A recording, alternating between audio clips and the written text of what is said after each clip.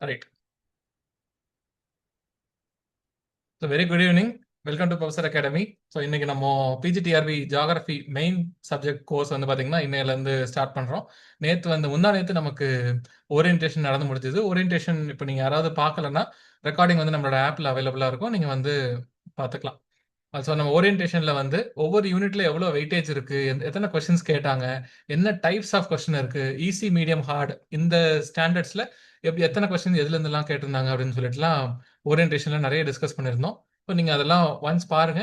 அது நம்ம during the course நம்ம ஒவ்வொரு யூனிட் பார்க்கும் போதுமே அதெல்லாமே பார்ப்போம். ஸோ ஜியோமாஃபாலஜியில் ப்ரீவியஸ் இதில் எப்படிலாம் கேட்டிருந்தாங்க, எந்த மாதிரிலாம் ஸ்கோப் இருக்கு, எந்தெந்த ஏரியாஸ்ல இருந்துலாம் நிறைய கேள்விகள் கேட்க வாய்ப்பு இருக்கு, இந்த இதெல்லாம் வந்து நம்ம அப்பப்போ ஒவ்வொரு யூனிட் பார்க்கும் போதே பார்த்துட்டே வருவோம். ரைட்டா?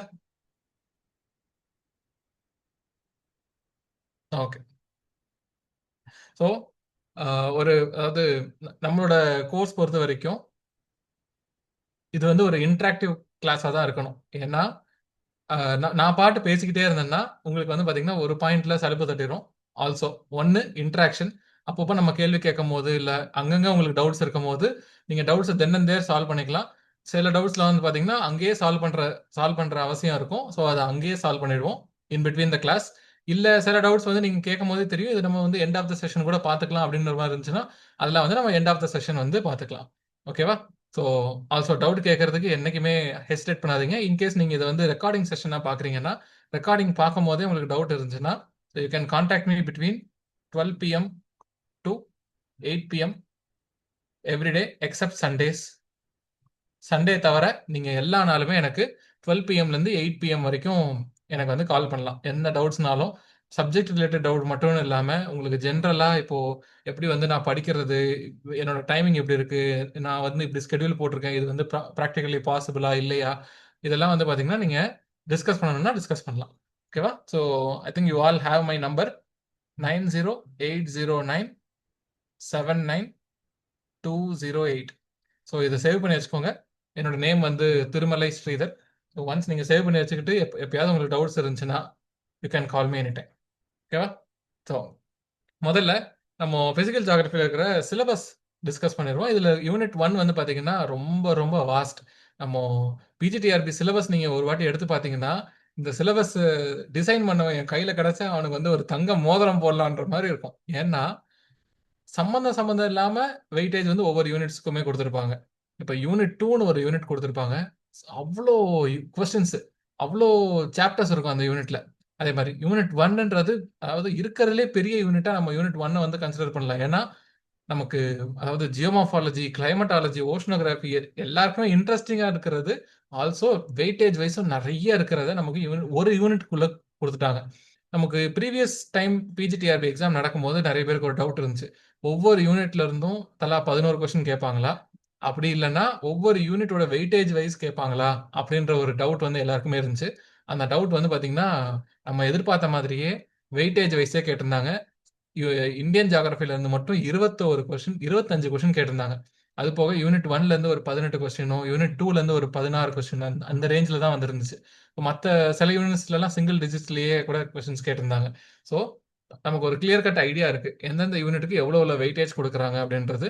இந்த யூனிட் 1 பொறுத்த வரைக்கும் இந்த யூனிட் 1 3 பெரிய பாகமா நம்ம வந்து பிரிக்க முடியும்: geomorphology, climatology and oceanography. So Hyder நம்ம ஜியோமார்ஃபாலஜியில் ஸ்டார்ட் பண்ணலாம், இல்லை கிளைமட்டாலஜியில் கூட ஸ்டார்ட் பண்ணலாம். ஸோ ஃபார் மெனி கன்வீனியன்சஸ் நம்ம வந்து ஜியோமார்ஃபாலஜிலேருந்து ஸ்டார்ட் பண்ணுறோம்.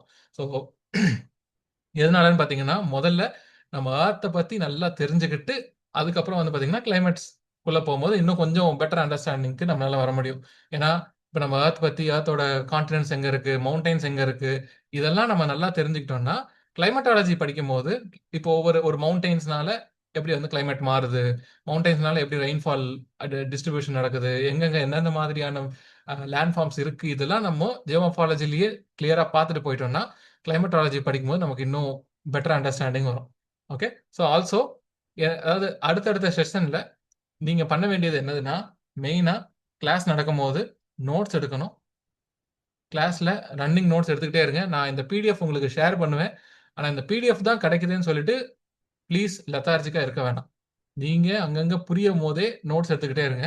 ஆல்சோ ஒன்ஸ் இப்போ ஒரு ஒரு ஒரு டாபிக் வந்து முடிவடையுது, அப்படின்னும் போது அதை வந்து கம்பைல் பண்ணணும். எப்படி கம்பைல் பண்றதுன்னு நம்ம கிளாஸ்ல வந்து டிஸ்கஸ் பண்ணுவோம். ஸோ இந்த கம்பைலேஷன் ஒர்க் வந்து நீங்க பண்ணிக்கிட்டே இருக்கிற மாதிரி இருக்கும். ஏன்னா நமக்கு இப்போதைக்கு எக்ஸாம் நோட்டிஃபிகேஷனோ ஆனுவல் பிளானர்ல கூட நமக்கு எக்ஸாம் பத்தி சொல்லவே இல்லை. ஸோ ஆனுவல் பிளானர்ல கூட நமக்கு சொல்லவே இல்லைன்னும் போது ஒரு நல்ல விஷயம், நம்ம டீப்பா எல்லாத்தையுமே கவர் பண்ணிட்டு அடுத்து வந்து நம்ம எக்ஸாமுக்குள்ள போகலாம். ஓகேவா? எக்ஸாமுக்கு நம்ம ரெடி ஆகும்போது திடீர்னு எக்ஸாம் அனௌன்ஸ் பண்ணும்போது மற்ற நிறைய கேண்டிடேட்ஸை விட்டு நம்ம வந்து வெல் ப்ரிப்பேர்டா இருப்போம். ஸோ அதுக்கு ஒவ்வொரு டாபிக்கு நம்ம நிறைய டைம் எடுத்துப்போம். நிறைய ஒரு கிளாஸ், அதுக்கப்புறம் டெஸ்ட், கிளாஸ் டெஸ்ட்னு மாதிரி நம்மளோட கோர்ஸ் வந்து டிசைன் பண்ணியிருப்போம். ஸோ நம்ம கிளாஸ்ல என்னென்னலாம் நம்ம ஒர்க் பண்றோமோ, படிக்கிறோமோ, அதெல்லாமே பார்த்தீங்கன்னா, ஒரு கம்பைலேஷன் மாரி நான் சொல்றேன். அந்த கம்பைலேஷன்லாம் பண்ணிக்கிட்டே வாங்க. ஆல்சோ நான் நெறைய ரெஃபரன்ஸ் புக்ஸ்லாம் உங்களுக்கு சொல்லியிருக்கேன். ஆல்சோ அது போக உங்களுக்கு வந்து நம்ம ஜியோகிராஃபி சப்ஜெக்ட்டுக்கு புக் இருக்கா? இல்லையான்னு சொல்லிட்டு இன்னும் still we are in discussion and ஒரு ஆர்&டி ஒர்க் வந்து நடந்துட்டு இருக்கு. ஒன்ஸ் இந்த ஒர்க்லாம் முடிஞ்சதுக்கப்புறம் வில் லெட் யூ நோ. இல்ல எந்த மாரி ஒரு மெட்டீரியலா குடுக்குறோமா, புக்ஸா குடுக்குறோமா அப்படின்றது உங்களுக்கு வந்து ஷேர் பண்றோம். ஓகேவா? ஸோ நோட்ஸ் அண்ட் கூடயே நோட்ஸ் முடிஞ்சதுக்கப்புறம் ஒரு நாள் உங்களுக்கு ரிசர்வ் டே இருக்கும். அந்த ரிசர்வ் டேல நீங்க வந்து கம்பைலேஷன் ஒர்க்ஸ்லாம் பண்ற மாரி இருக்கும். கம்பைலேஷன் ஒர்க் இதுக்கப்புறம் நம்ம கிளாஸுக்கு நோட்ஸோட சேர்த்து நீங்க அட்லஸ் கொண்டு வரணும். உங்ககிட்ட என்ன அட்லஸ் இருந்தாலும் சரியே, அப்படி இல்லன்னா புதுசா வாங்க போறீங்கன்னா, ஆக்ஸ்ஃபோர்ட் ஸ்டூடண்ட் அட்லஸ்ன்னு இருக்கும்.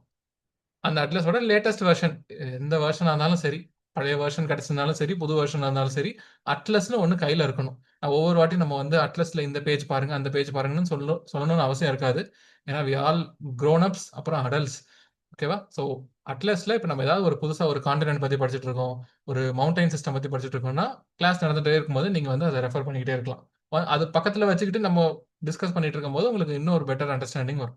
ஓகேவா? ஸோ இதெல்லாம் வந்து பார்த்தீங்கன்னா, நம்ம கோர்ஸுக்கு சில ப்ரீ ரெக்விசிட்ஸ். ஆல்சோ நான் உங்களுக்கு கோர்ஸோட டைமிங் ஒரு வாட்டி கன்ஃபார்ம் பண்ணிக்கிறேன். Tuesday, Thursday and Saturday evening 7ல இருந்து 8:30 வரைக்கும் இருக்கும். ஓகேவா?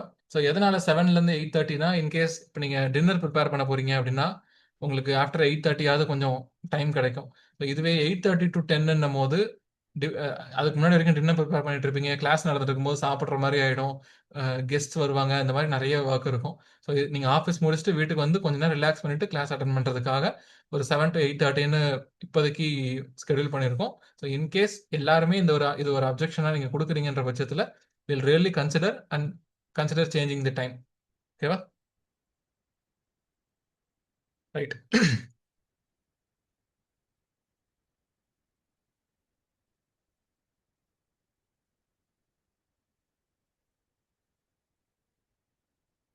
ஓகே. ஸோ முடிஞ்ச வரைக்கும் வேற ஏதாவது அக்கவுண்ட் நேம்ல இருந்து வரவங்க, இப்போ சாம்சங், விவோ இவங்கெல்லாம் நீங்க உங்களோட ஆக்சுவல் நேமுக்கு மாத்திக்கோங்க. ஏன்னா நமக்கு வந்து நிறைய ஸ்ட்ரென்த் கிடையாது. லிமிடெட் ஸ்ட்ரென்த் தான் ஜியோகிராஃபில எப்பவுமே இருக்கும். ஸோ லிமிடெட் ஸ்ட்ரென்த்ன்னும் போது நம்ம நேம் வச்சு ஒருத்தவங்களை ஞாபகம் வச்சுக்கிறது ரொம்ப ஈஸியா இருக்கும். இப்போ பேர் வச்சு நம்ம ஞாபகம் வச்சுக்கும் போது டிஸ்கஸ் பண்றதுக்கு எல்லாத்துக்குமே கொஞ்சம் சௌரியமா இருக்கும். இன்கேஸ் உங்களுக்கு நேம் மாத்தணும்னு இருந்தா மாத்திக்கோங்க. ரைட்டா? சரி. நம்மளோட பிசிக்கல் ஜியோகிராஃபி யூனிட் 1 இதுல வந்து பாத்தீங்கன்னா மொத்தம் 3 பார்ட் இருக்கு. ஜியோமார்ஃபாலஜி, கிளைமட்டாலஜி, அதுக்கப்புறம் ஓஷனோகிராஃபி. இதுல இருந்து நமக்கு மொத்தம் 18 கொஸ்டின் லாஸ்ட் டைம் கேட்டிருந்தாங்க. இதுல ஜியோமார்ஃபாலஜில பாத்தீங்கன்னா இந்த சிலபஸை வந்து நம்ம ஒன்று ஒன்றா உடைச்சிருவோம். ஆரிஜின் ஆஃப் எர்த்னே பாத்தீங்கன்னா எவ்வளவு கொடுத்துருக்காங்க பாருங்க. இது வரைக்கும் ஆரிஜின் ஆஃப் எர்த்தும் எர்த்தோட ஏஜை கண்டுபிடிக்கிறதுக்கு என்னென்னலாம் மெத்தட் இருக்கு. இதுலயே வந்து பாத்தீங்கன்னா ஒரு கால்வாசி சிலபஸ் வந்து பாத்தீங்கன்னா இதுவே சாப்பிட்டுருச்சு. அது போக எர்த்தோட இன்டீரியர்ல கிரஸ்ட், மேண்டில், கோர்லாம் இருக்கு. அதோட திக்னஸ் என்ன, டெப்த் என்ன, என்னென்ன லேயர்ஸ்லாம் இருக்கு. அப்புறம் இங்க ஆரம்பிக்குது distribution of continents and oceans. அதுக்கப்புறம் பிளேட் டெக்டானிக்ஸ் வரும், கான்டினென்டல் ட்ரிஃப்ட் தியரிஸ் வரும், ராக்ஸ் பத்தி நம்ம படிப்போம், மவுண்டைன் பில்டிங் ப்ராசஸ் என்னென்னலாம் இருக்குன்றதெல்லாம் பார்ப்போம். அப்புறம் டெனிடேஷனல் ஏஜென்சிஸ் பார்ப்போம். நம்ம கிளாஸ் பொறுத்த வரைக்கும் எக்ஸாக்டா இந்த நமக்கு சிலபஸ்ல கொடுத்துருக்கிற அதே ஆர்டர்ல தான் போகணும்னு அவசியம் இல்லை. ஸோ யூனிட்ஸ் வைஸும் யூனிட் 1க்கு அப்புறம் தான் யூனிட் 2 போகணும்னு அவசியம் கிடையாது. யூனிட் 1ல நம்ம ஒரு சாப்டர் முடிச்சதுக்கு அப்புறம் கூட நம்ம மற்ற யூனிட்ஸ் கூட போய்க்கலாம். ஏன்னா நம்மளோட கன்வீனியன்ஸ் தான். இப்போ அதே சிலபஸ்ல கொடுத்துருக்க அதே ஆர்டர்ல போறோம்னு வச்சுப்போம், first unit and second unit முடிக்கிறதுக்கே ஒரு 3-4 மாசம் ஆயிரும். ஸோ அது ஒரு பெரிய சலிப்பு தட்டிடும். ஒரு சில யூனிட்ஸ் நம்ம டக்கு டக்கு டக்குன்னு முடிக்கும் போது என்ன ஆகும்னா நமக்கே ஒரு கான்ஃபிடன்ஸ் வரும். ஓகே, இத்தனை யூனிட்ஸ் முடிஞ்சிருச்சு, அப்படின்றது இருக்கும். ஆல்சோ சிலபஸ்ல குடுத்திருக்கிற அதே ஃப்ளோலயும் நம்ம போகணும்னு அவசியம் இல்ல. நமக்கு என்ன கன்வீனியன்ட்டோ, கன்வீனியன்ட்டான ஆர்டர்ல நம்ம வந்து சிலபஸ வந்து கவர் பண்ணி முடிச்சிடலாம். ஓகேவா? ஸோ இதுதான் நம்மளோட geomorphology as per government given syllabus. இன்னைக்கான கிளாஸ்ல நம்ம ஆர்டர் ஆஃப் லேண்ட்ஃபார்ம்ஸ், அப்புறம் ஃபேக்டர்ஸ் கண்ட்ரோலிங் லேண்ட்ஃபார்ம் டெவலப்மெண்ட், ராக்ஸ்லாம் என்னென்ன இருக்கு, அப்புறம் எக்ஸோஜெனிக் ஃபோர்ஸஸ் இதெல்லாம் வந்து பார்த்தீங்கன்னா நம்ம பார்க்க போறோம். ஓகேவா? முதல்ல order of landforms. Order of landforms அப்படின்னா என்னன்னா, சிம்பிளா மொத்த லேண்ட்ஃபார்ம்ஸை 3ஆ பிரிச்சிருக்காங்க. First order, second order, third order அப்படின்னு சொல்லிட்டு. ஓகேவா? ஸோ இப்போ நீங்க வந்து எந்த கண்ட்ரி, எந்த கண்ட்ரில இருக்கீங்க, எந்த ஸ்டேட்ல இருக்கீங்க, அப்புறம் எந்த டிஸ்ட்ரிக்ட்ல இருக்கீங்க இப்படின்னு பிரிக்கிறதுக்கு இந்த கண்ட்ரின்றது நம்மளோட ஃபர்ஸ்ட் ஆர்டர், ஸ்டேட் எந்த ஸ்டேட்ன்றது செகண்ட் ஆர்டர், டிஸ்ட்ரிக்ட்ன்றது தேர்ட் ஆர்டர். அந்த மாதிரி ஃபர்ஸ்ட் ஆர்டர் லேண்ட்ஃபார்ம்ஸ்னா என்னன்னா, அதாவது இருக்கிறதுலே லார்ஜஸ்டா இருக்கக்கூடிய ஃபண்டமெண்டலா இருக்கக்கூடிய லேண்ட்ஃபார்ம்ஸ். ஃபார் எக்ஸாம்பிள் நம்ம மொத்த ஏர்த்தையே எப்படி பிரிக்கலாம்? கான்டினென்ட் அப்புறம் ஓஷன் அப்படின்னு சொல்லி ரெண்டா பிரிக்கலாமா? அப்போ இதை தான் நம்ம ஃபர்ஸ்ட் ஆர்டர் லேண்ட்ஃபார்ம் அப்படின்னு சொல்லி சொல்லுவோம். இருக்கிறதுலே பேசிக்கானது ஃபர்ஸ்ட் ஆர்டர் லேண்ட்ஃபார்ம். இருக்கிறதுலே பேசிக்கானதும் கூட, லார்ஜஸ்டும் கூட, இருக்கிறதுலே பெருசானதும் கூட நமக்கு ஃபர்ஸ்ட் ஆர்டர் லேண்ட்ஃபார்ம்ஸ்ல வரும். பெஸ்ட் கான்டினென்ட்ஸ், அதுக்கப்புறம் ஓஷன். ஸோ மொத்தம் 7 கான்டினென்ட் 5 ஓஷனா வந்து நம்மளால பிரிக்க முடியும். அதுக்கப்புறம் செகண்ட் ஆர்டர் லேண்ட்ஃபார்ம்ல என்னன்னா, கான்டினென்ட்ஸுக்குள்ள என்ன இருக்கு அதெல்லாம் வந்து பாத்தீங்கன்னா செகண்ட் ஆர்டர் லேண்ட்ஃபார்ம். என்னென்ன கான்டினென்ட், கான்டினென்ட்டுக்குள்ள இருக்கக்கூடிய ஒரு மேஜர் ஃபீச்சர்ஸ்லாம் என்னது? மவுண்டைன்ஸு, பிளெயின், பிளாட்டூ, அப்புறம் ஓஷனுக்குள்ள mid oceanic ridges, ocean trenches, இந்த மாதிரி பாத்தீங்கன்னா நமக்கு மவுண்ட், அதாவது கான்டினென்ட்ஸ்லயும் சரி ஓஷன்லயும் சரி நமக்கு செவரல் லேண்ட்ஃபார்ம்ஸ் வந்து இருக்கும், மேஜரான லேண்ட்ஃபார்ம்ஸ். இதை வந்து நம்ம செகண்ட் ஆர்டர் லேண்ட்ஃபார்ம் அப்படின்னு சொல்லி சொல்லுவோம். இந்த செகண்ட் ஆர்டர் லேண்ட்ஃபார்ம் வந்து எப்படி உருவாகி இருக்கும் அப்படின்னு பாத்தீங்கன்னா, எண்டோஜெனிக் ஃபோர்ஸஸ்னால, எண்டோஜெனிக் ஃபோர்ஸஸ்னால உருவாகிறது தான் பாத்தீங்கன்னா இந்த எக்ஸோஜெனிக், சரி, இந்த செகண்ட் ஆர்டர் லேண்ட்ஃபார்ம்ஸா இருக்கும். அது என்ன எண்டோஜெனிக் ஃபோர்ஸஸ்? சிம்பிளா புரிஞ்சுக்கணும்னா, இப்போ நம்ம ஒரு இடத்துல போய் கீழே விழுறோம். அப்போ கீழே விழும்போது நமக்கு எக்ஸ்டர்னலா ஒரு காயம் ஏற்படுமா? சிராய்ப்பு ஏற்படும். அதுல வந்து பாத்தீங்கன்னா ரத்தம் வரும். இதெல்லாம் வந்து பாத்தீங்கன்னா எக்ஸ்டர்னலா ஏற்படக்கூடிய காயங்கள். இதை நம்ம எக்ஸோஜெனிக் அப்படின்னு சொல்லுவோம். எக்ஸோனா அவுட், வெளிப்புறமா நமக்கு வந்து காயம் ஏற்படுறது. இதுவே உள்ள, இப்ப நம்ம ஏதோ ஒண்ணு தெரியாம சாப்பிட்டோம், அதுல இருந்து நமக்கு வயிறு வலிக்க ஆரம்பிச்சிருச்சு. இப்போ வயிறு வலிச்சிட்டு இருக்குன்னா என்ன ஆகும்? நம்ம உள்ளதான் வயிறு வலிக்குது, ஆனா நம்ம ஃபுல் பாடியும் உணர்வோமா? இது வந்து நம்ம எண்டோஜெனிக் அப்படின்னு சொல்லுவோம். எண்டோஜெனிக்னா இன்டீரியர், நம்ம பூமியோட இன்டீரியர்ல நடக்கக்கூடிய சில மாற்றங்களால உருவாகக்கூடிய லேண்ட்ஃபார்ம்ஸை நம்ம வந்து செகண்ட் ஆர்டர் லேண்ட்ஃபார்ம்ஸ் அப்படின்னு சொல்லி சொல்லுவோம். ஓகேவா? அதுவே சிம்பிளா தேர்ட் ஆர்டர் லேண்ட்ஃபார்ம்னா என்னன்னா, நம்ம முன்னாடி சொன்னோமா எக்ஸோஜெனிக் ஃபோர்ஸ். எக்ஸோஜெனிக்னா என்னது? அவுட்டர். நம்ம பூமிக்கு வெளியில இருக்கக்கூடிய சில சில விஷயங்களால லேண்ட்ஃபார்ம்ஸ் வந்து பாத்தீங்கன்னா உருமாறி இப்போ கரண்ட்லி ஒரு ஒரு பொசிஷன்ல இருக்கிறதுக்கு பேரு தேர்ட் ஆர்டர் லேண்ட்ஃபார்ம்ஸ் அப்படின்னு சொல்லி சொல்லுவோம். இப்போ ஃபார் எக்ஸாம்பிள் நமக்கு பூமிக்குள்ள இருக்கக்கூடிய ஆக்ஷன்ஸ்னால நமக்கு மலைகள் உருவாகுது, மலைகளும் மலைத்தொடர்களும் உருவாகுது. அதுவே அந்த மலைகள் என்ன ஆகுது? கொஞ்சம் கொஞ்சமா ஒரு ஒரு நதினால கொஞ்சம் கொஞ்சமா அந்த எரோஷன் ஆகி ஆகி அந்த மலையே வந்து பாத்தீங்கன்னா இப்போ சின்ன குன்று மாதிரி இருக்கும். அப்போ அந்த சின்ன குன்றுன்றது பாத்தீங்கன்னா நமக்கு தேர்ட் ஆர்டர் லேண்ட்ஃபார்ம். இந்த குன்று எப்படி உருவாகும்? காத்து அடிச்சிருக்கலாம், அதிக வெயில்னால இருந்திருக்கலாம், பனிப்பாறைகள் மூவ் ஆயிருக்கலாம், இல்ல மழை பெஞ்சுக்கிட்டே இருந்திருக்கலாம். இந்த மாதிரி நிறைய ஆக்ஷன்ஸ்னால அந்த பெரிய மலை என்ன ஆகுது? ஒரு சின்ன குன்றா மாறி இருக்கு. அப்ப அந்த கடைசியா இருக்கிற அந்த சின்ன குன்று வந்து என்னது? நம்மளோட third order landform. So second order landform வந்து பூமிக்கு உள்ள இருக்கக்கூடிய இன்டீரியர்ல ஆஃப் த எர்த்ல ஏற்படக்கூடிய மாற்றங்களால ஏற்படக்கூடிய ஆக்ஷன்ஸ்னால உருவாகிறது second order landform. Third order லேண்ட்ஃபார்ம்ன்றது பாத்தீங்கன்னா எர்த்தோட எக்ஸ்டீரியர்ல, வெளியில வெளியில இருக்கக்கூடிய ஏஜென்ட்னால உருவாகக்கூடியது தேர்ட் ஆர்டர் லேண்ட்ஃபார்ம். சிம்பிளா வேலி, பள்ளத்தாக்கு, சின்ன சின்ன குன்றுகள், dunes, river meandering, glacial landforms, இது எல்லாமே நம்ம வந்து பின்னாடி பார்ப்போம். ஜஸ்ட் ஒரு எக்ஸாம்பிளா மட்டும் இங்க வந்து தெரிஞ்சுக்கிறோம். ஓகேவா? ஸோ இதெல்லாம் வந்து தேர்ட் ஆர்டர் லேண்ட்ஃபார்ம் அப்படின்னு சொல்லி சொல்லுவோம். ஸோ சிம்பிளா லேண்ட்ஃபார்ம்ஸை first order, second order, third order அப்படின்னு பிரிக்கலாம். அதுல continents, oceans.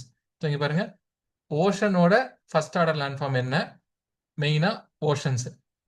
Second order land forms என்னது? கான்டினென்டல் ஷெல்ஃப், ஸ்லோப்பு, இதெல்லாம் வந்து பார்த்தீங்கன்னா நம்ம ஓஷனோகிராஃபில பார்ப்போம். தேர்ட் ஆர்டர் லேண்ட் ஃபார்ம்ன்றது என்னதுன்னா islands, cost lines, sure, atolls, இதெல்லாம் நம்ம இந்த கிளாஸ்ல ஃபர்தரா வர கிளாஸஸ்ல பார்ப்போம். இதுவே கான்டினென்ட்ஸ்ல மவுண்டைன், பிளாட்டூ, பிளெயின்ஸ் இதெல்லாமே பார்த்தீங்கன்னா second order land form. Third order land ஃபார்ம்ன்றது எக்ஸோஜெனிக் ஃபோர்ஸஸால உருவாகுறது. செகண்ட் ஆர்டர் வந்து எண்டோஜெனிக் ஃபோர்ஸஸ்னால உருவாகுறது. ஓகேவா? ஓகே. ஸோ இதுதான் ரொம்ப ரொம்ப ரொம்ப ரொம்ப இம்பார்ட்டன்ட். என்னன்னா நம்ம மொத்த ஜியோமார்ஃபாலஜியுமே ஒரு ஒரு செகண்ட் ஹாஃப்ல இருந்து நம்ம ஃபார்மேஷன் ஆஃப் எர்த்துக்கு அப்புறம் ஏஜ் ஆஃப் எர்த் இதை தாண்டி மீதி எல்லாமே நம்ம படிக்கிறத எந்த ஆர்டர்ல படிப்போம்னா இதுதான்.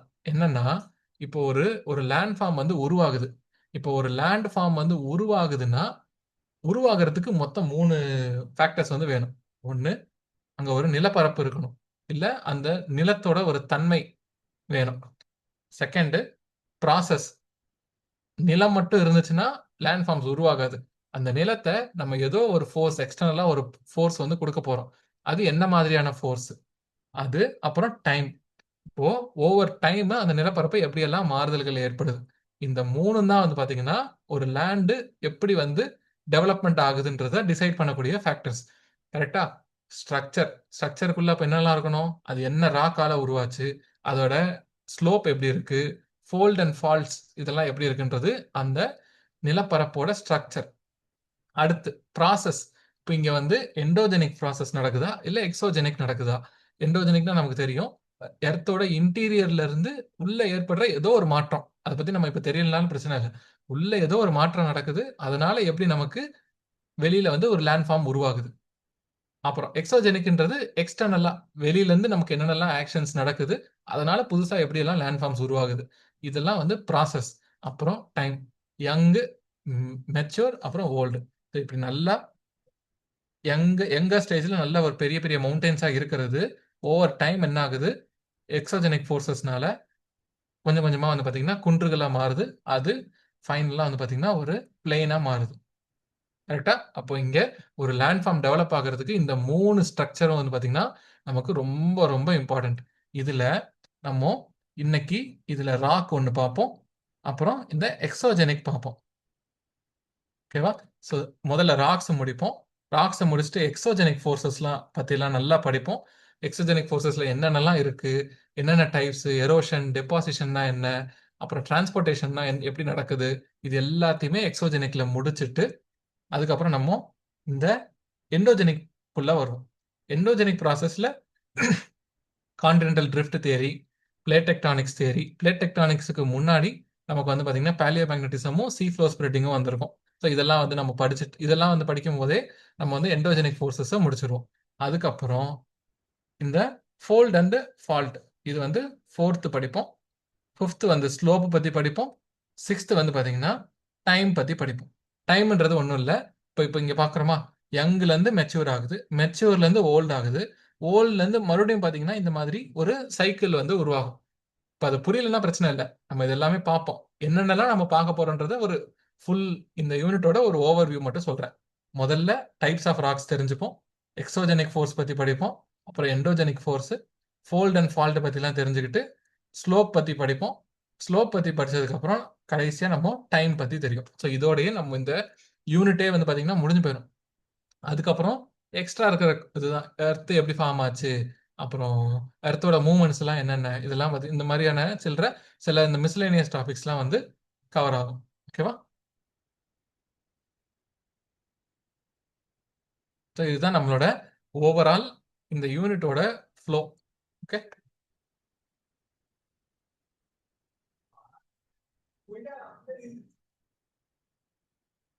ஓகே. ஸோ இப்போ முதல்ல ராக்ஸ் பத்தி பார்க்கலாம். ஸோ ராக்ஸ்னா என்னன்னா சிம்பிளா நம்மளோட எர்த்தோட கிரஸ்ட்னா ஒன்றும் இல்லை, எர்த்தோட அவுட்டர் மோஸ்ட் லேயர்ல இருக்கக்கூடிய மெட்டீரியல்ஸ் தான் நம்ம வந்து பாத்தீங்கன்னா ஜென்ரலா ராக்ஸ் அப்படின்னு சொல்லுவோம். ஓகேவா? இந்த எர்த்தோட அவுட்டர் மோஸ்ட் கிரஸ்டை நம்ம அதர்வைஸ் லித்தோஸ்பியர் அப்படின்னு சொல்லுவோம். லித்தோஸ்பியர்னா என்னன்னா ராக் ஸ்பியர். லித்தோனா என்னது? ராக். ஸ்பியர்ன்றது ஒரு இது. ஸ்பியர்ன்றது என்னது? ரவுண்டான ஒரு சர்ஃபேஸ் தான் நம்ம வந்து ஸ்பியர் அப்படின்னு சொல்லுவோம். ரைட்டா? So rocks sphere. அதனால தான் இதை நம்ம எர்த்தோட கிரஸ்ட்டை லித்தோஸ்பியர் அப்படின்னு சொல்லுவோம். அதாவது ராக்ஸ்னால உருவான எர்த்தோட கடைசி ஸ்பியர், அதுதான் நம்ம லித்தோஸ்பியர். ஓகேவா? நம்ம மொத்த எர்த்தில் என்னென்ன மினரல்ஸ் இருக்கு அப்படின்றத, என்னென்ன மெட்டீரியல்ஸால இருக்கு அப்படின்றத ஹோல் எர்த் கம்பேர் பண்ணும்போது iron, oxygen, silicon, magnesium, nickel, calcium, aluminium, sodium. So இந்த ஆர்டர் தான். இது நம்ம எப்படி வேணா ஞாபகம் வச்சுக்கலாம். ஐஓஎஸ். நான் இதை எப்படி ஞாபகம் வச்சுப்பேன்னா ஐஓஎஸ் எம்என் சிஏஎஸ். இது நான் எப்படின்னா, ஸோ என்னோட ஃப்ரெண்டு பேர் எம்என்னு வரும். நான் என்ன சொல்லுவேன்? என் ஃப்ரெண்டு ஐஓஎஸ் ஃபோன் வச்சிருக்காங்க, அதுக்கு வந்து புதுசாக ஒரு கேஸ் போட போறாங்க. ஸோ ஐஓஎஸ் எம்என் கேஸ் இப்படின்றத இப்படி ஞாபகம் வச்சுப்பேன். அதே மாதிரி இந்த கிரஸ்ட்டுக்கும் நீங்க எப்படி வேணா ஞாபகம் வச்சுக்கலாம். அதாவது ஓஎஸ் ஏஐ அப்புறம் சிஎம்எஸ்பி. ஓகேவா?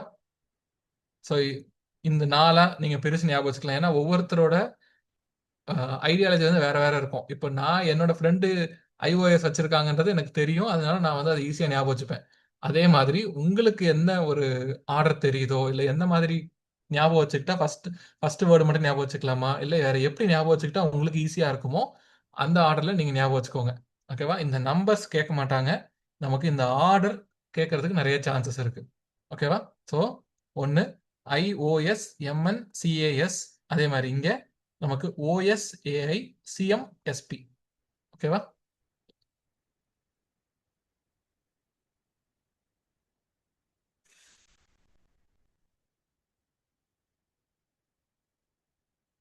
ஓகே, சரி. ராக்ஸ்ல நிறைய டைப்ஸ், நிறைய கிளாசிஃபிகேஷன்ஸ் இருக்கு. அதுல நம்ம எதன் அடிப்படையில் அந்த கிளாசிஃபிகேஷன்லாம் பண்றோம்னா, ஒன்று அது எப்படி தோன்றுச்சு, எப்படி அதோட ஆரிஜின் எப்படி இருந்துச்சு, அதோட வடிவம், அதோட எதனால ஆச்சு, பார்க்கறதுக்கு எந்த மாதிரி இருக்கு அப்படின்ற அதோட டெக்ஸ்சரை பேஸ் பண்ணி, அப்புறம் அதுல என்னென்ன காம்போசிஷன் இருக்கு, அதுல என்னென்னலாம் மினரல்ஸ் இருக்கு, அதை பேஸ் பண்ணி நம்ம ராக்ஸை வந்து மெயினா 3 விதமா வந்து பிரிக்கலாம். ஒன்று இக்னியஸ் ராக்ஸ். இக்னியஸ் ராக்னா ஒன்றும் இல்லை, ரொம்ப ரொம்ப சிம்பிள். நம்ம ஏர்த்துக்கு உள்ள இருக்கக்கூடிய அந்த மேக்மா சாலிட் ஆச்சுன்னா அதுக்கு பேர் வந்து பார்த்தீங்கன்னா இக்னியஸ் ராக்ஸா மாறும். ஓகேவா? சரி, இங்க நான் மேக்மான்னு சொல்லியிருக்கேன், லாவான்னு சொல்லியிருக்கேன். இது ரெண்டும் ஒன்று தானா, இல்லை இது ரெண்டும் வேற வேறையா?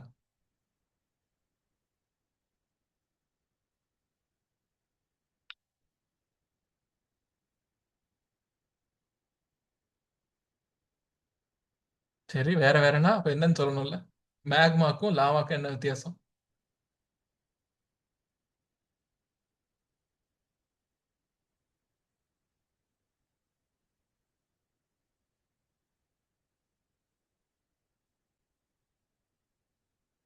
என்ன வித்தியாசமா இருக்கும்?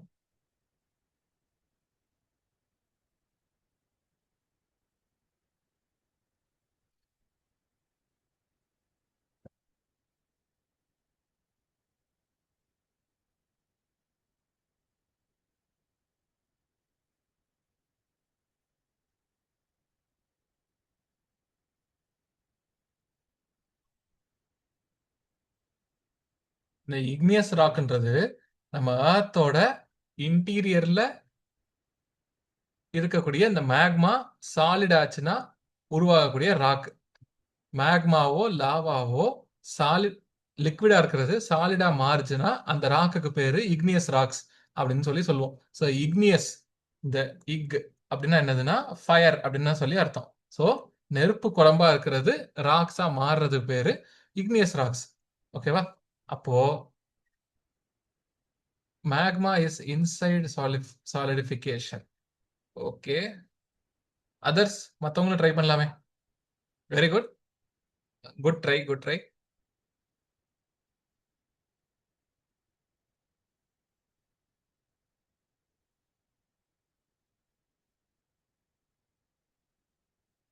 Very good.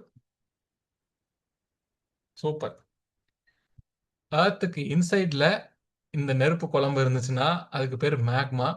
அவுட் சைட்ல இருந்துச்சுன்னா அதுக்கு பேர் lava. Very good, very good. So out சைட்னா என்னது? இப்போ எரிமலையிலேருந்து வெடிச்சு செதறிடுச்சு, இல்லை ஏதோ ஒரு டைவர்ஜன் பிளேட் பவுண்டரியிலேருந்து லாவா மட்டும் வெளியில வந்துட்டு இருக்கு அப்படின்னா இதுக்கு பேர் வந்து பார்த்தீங்கன்னா லாவா. வெளியில வந்துருச்சுன்னா அதுக்கு லாவா. உள்ள எர்த்தோட இன்டீரியருக்குள்ளே இருந்துச்சுன்னா அதுக்கு பேர் வந்து மேக்மா. ஓகேவா? Okay, very good. ஸோ இப்போ இந்த ராக்ஸை நம்ம பிரைமரி ராக்ஸ் அப்படின்னு சொல்லுவோம். ஏன்னா முதல்ல ராக்ஸ் உருவாகிறது வந்து பார்த்தீங்கன்னா இந்த இக்னியஸ் ராக்ஸாக தான் உருவாகும். ஓகேவா? அதனால தான் இதை வந்து பிரைமரி ராக்ஸ்னு சொல்லுவோம். இதோட கேரக்டர் ரொம்ப ஹார்டா, டென்ஸா, கிறிஸ்டலைனா இருக்கும் அப்படின்னு சொல்லி சொல்றாங்க. எப்படின்னா, ஸோ இப்போ நம்மளோட ஒரு ஒரு மேக்மா இருக்குன்னு வச்சுப்போம். அது வந்து mostly made up of silicon. ரைட்டா? இப்போ இந்த மேக்மா கொஞ்சம் கொஞ்சமா கூலிங் நடக்குது. இப்போ கூலிங் நடக்கும்போது என்ன ஆகும்? இந்த மேக்மால இருக்கக்கூடிய அங்கங்க இருக்கக்கூடிய கிறிஸ்டல்ஸ் முதல்ல ஒரு குட்டி குட்டியா கிறிஸ்டல்ஸா ஃபார்ம் ஆகும். இந்த கிறிஸ்டல்ஸ் இன்னும் கூலிங் நிறைய நடக்க நடக்க அந்த கிறிஸ்டல்ஸோட சைஸ் வந்து பாத்தீங்கன்னா பெருசாகிட்டே வரும். ஓவராலா எல்லாமே கம்ப்ளீட்டா சாலிடிஃபை ஆனதுக்கு அப்புறம் மொத்த நிறைய கிறிஸ்டல்ஸால உருவாக்கப்பட்ட ஒரு ராக்கா வந்து பாத்தீங்கன்னா இந்த இக்னியஸ் ராக்ஸ் வந்து இருக்கும். ஸோ ரொம்ப ஹார்டா, டென்ஸா, கிறிஸ்டலைனா வந்து பாத்தீங்கன்னா இதோட ஸ்ட்ரக்சர் இருக்கும். ரைட்டா? இந்த இக்னியஸ் ராக்ஸ்ல ரெண்டு விதம் இருக்கு. ஒன்னு இன்ட்ரூசிவ், இன்னொன்னு எக்ஸ்ட்ரூசிவ். சிம்பிள். அதாவது இன்ட்ரூசிவ், இன்னுன்ற ஒரு வார்த்தை இருக்கா? அப்படின்னா என்னது? உள்ளுக்குள்ளேயே நம்ம ஆத்துக்குள்ளேயே மேக்மா வந்து கூலிங் நடந்து அது வந்து சாலிடா மாறிடுச்சு அப்படின்னா அந்த ராக்குக்கு பேரு இன்ட்ரூசிவ் இக்னியஸ் ராக்ஸ். இதுவே எக்ஸ்ட்ரூசிவ் இக்னியஸ் ராக்ஸ்னா என்னதுன்னா, இந்த லாவா வந்து வெளியில வந்துருச்சு, வெளியில வந்ததுக்கு அப்புறம் கூலிங் நடந்து இது வந்து பாத்தீங்கன்னா சாலிட் ஆயிடுச்சு. இது வந்து எக்ஸ்ட்ரூசிவ் இக்னியஸ் ராக்ஸ் அப்படின்னு சொல்லி சொல்லுவோம். சரியா?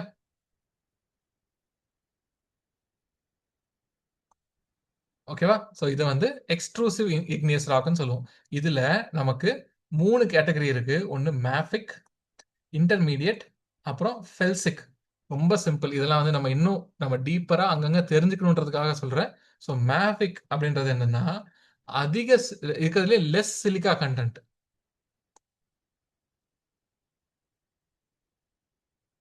லெஸ் சிலிக்கா, இங்க வந்து பாத்தீங்கன்னா மோர் சிலிக்கா.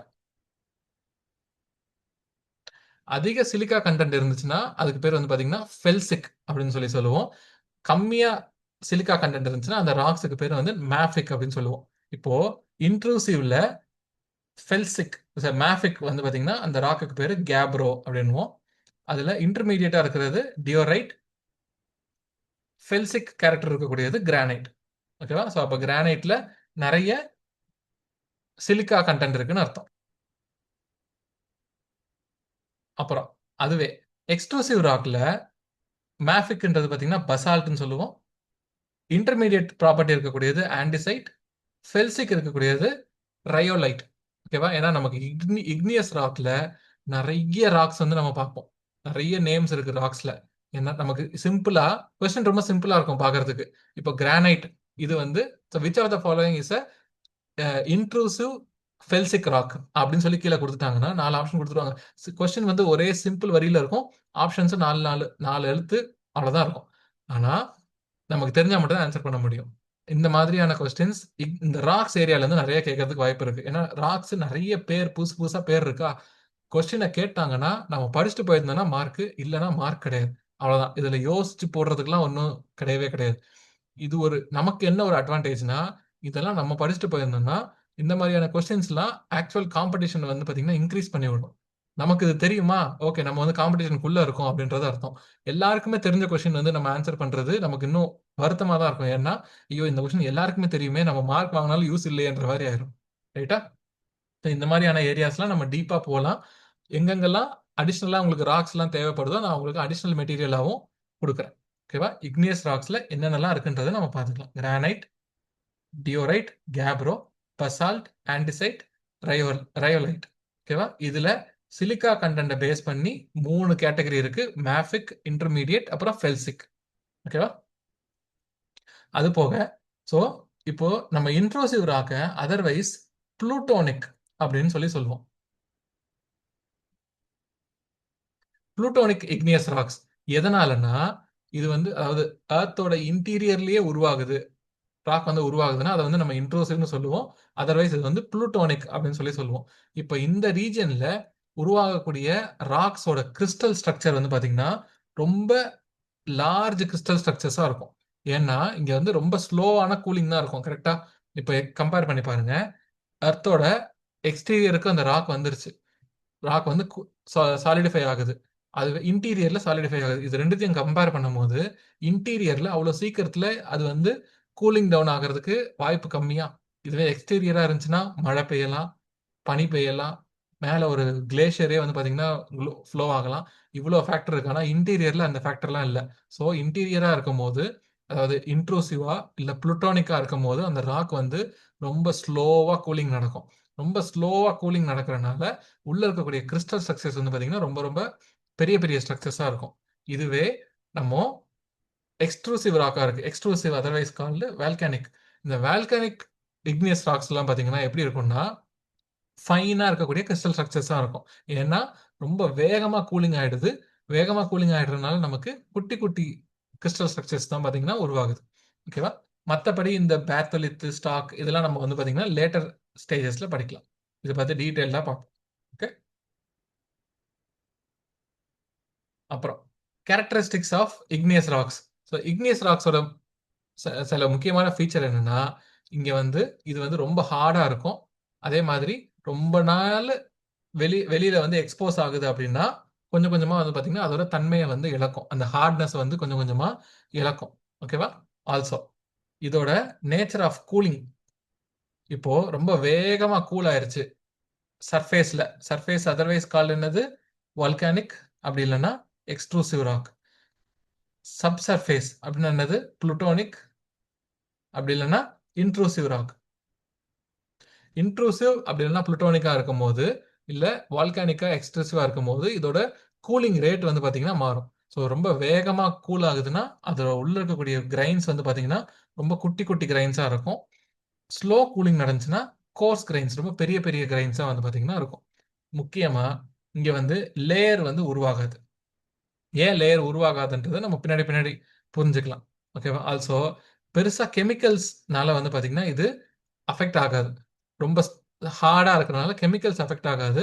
மெயின்லி இப்போ ஒரு வாட்டர்னாலயோ, இல்ல சன்லைட்னால, ஹீட்னால இதெல்லாம் தான் பார்த்தீங்கன்னா, இங்க இந்த ராக்ஸ் வந்து டிஸின்டிகிரேட் ஆகுறது. ராக்ஸ் வந்து உடைஞ்சு அதோட தன்மைய இழக்கிறதெல்லாம் இதனால தான். கெமிக்கல் வெதரிங்ன்றது இங்க நடக்கறதில்ல. அப்புறம் ஃபாசில்ஸ் இருக்காது. ஃபாசில்ஸ் ஏன் இருக்காது? ஏன் வந்து இக்னியஸ் ராக்ஸ்ல ஃபாசில்ஸே இருக்காது?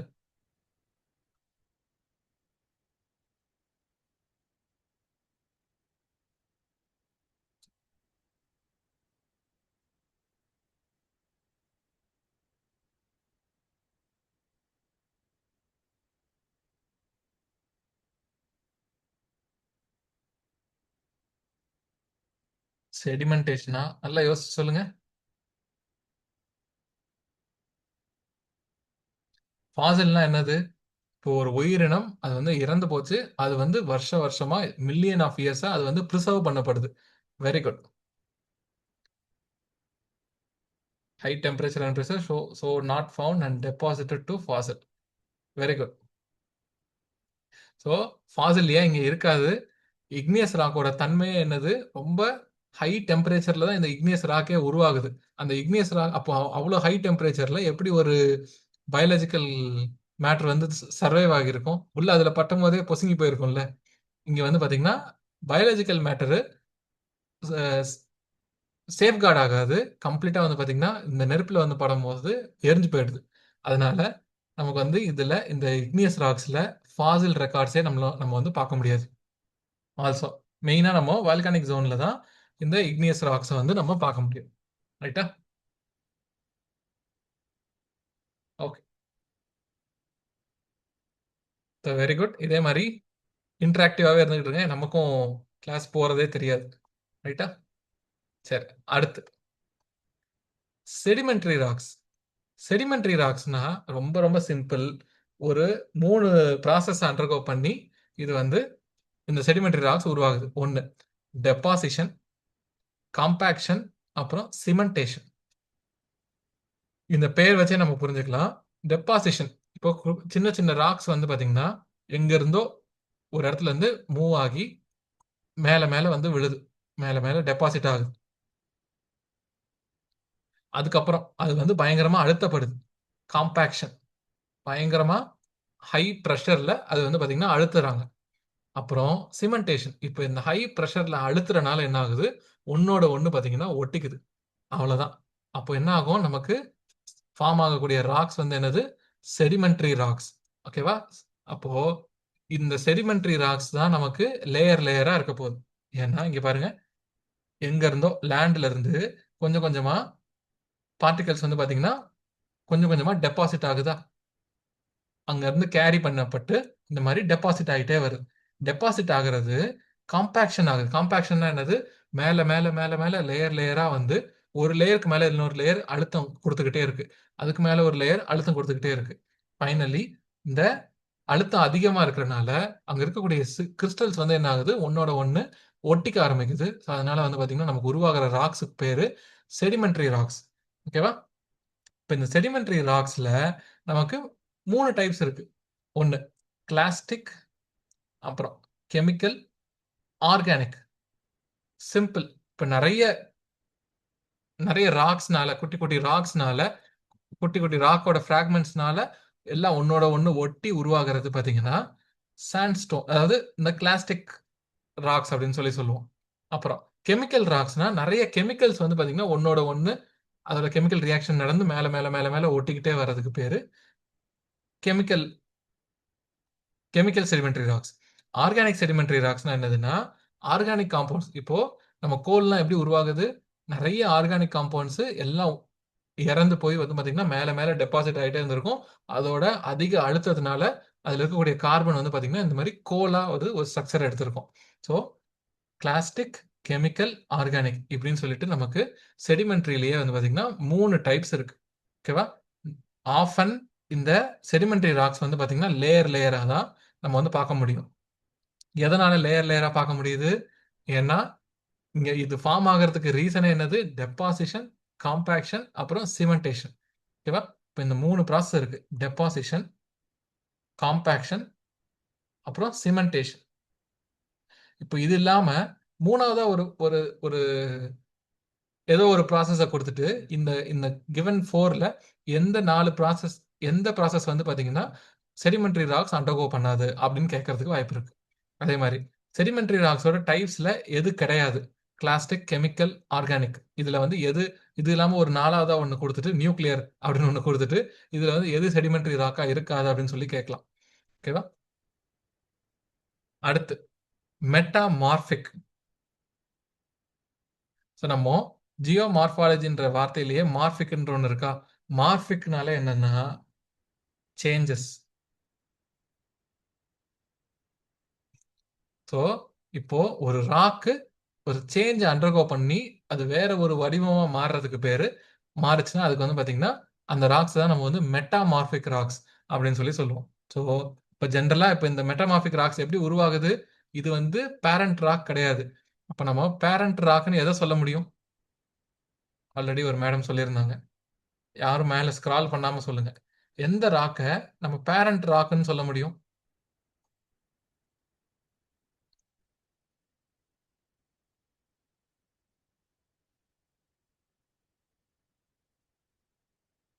Very good, igneous.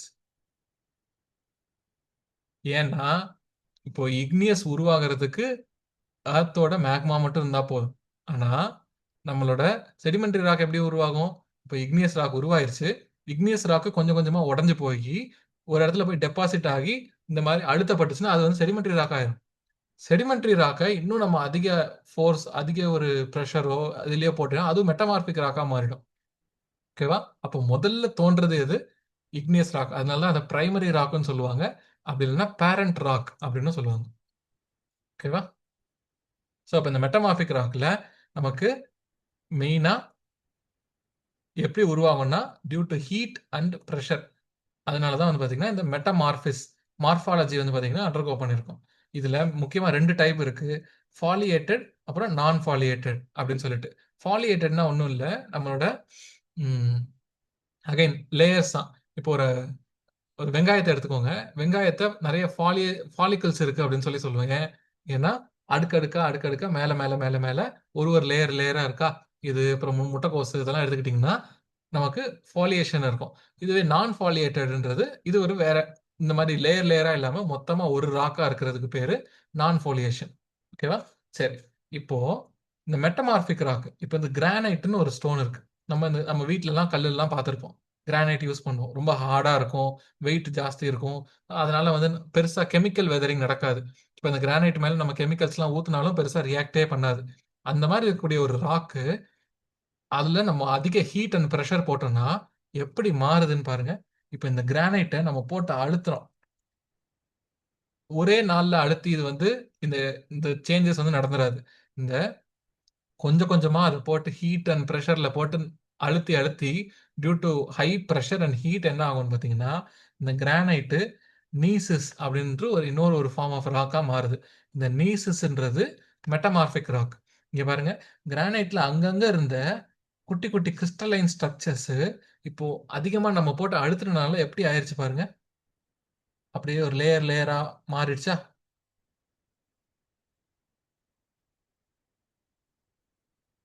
ஓகேவா? ஸோ, இப்போ இங்க என்ன மெயினா நடக்குது? இந்த மொத்த ராக்கோட கிறிஸ்டலைன் ஸ்ட்ரக்சரே வந்து பார்த்தீங்கன்னா மாறுது. இந்த இக்னியஸ் ராக்கோட கிறிஸ்டலைன் ஸ்ட்ரக்சரையே நம்ம வந்து மாத்துறோம். அதுக்கு இந்த மாத்துறனால தான் மாறி ஒரு ராக் உருவானனால தான் இதுக்கு பேரு மெட்டாமார்பிக் ராக்ஸ் அப்படின்னு சொல்றோம். ஓகேவா?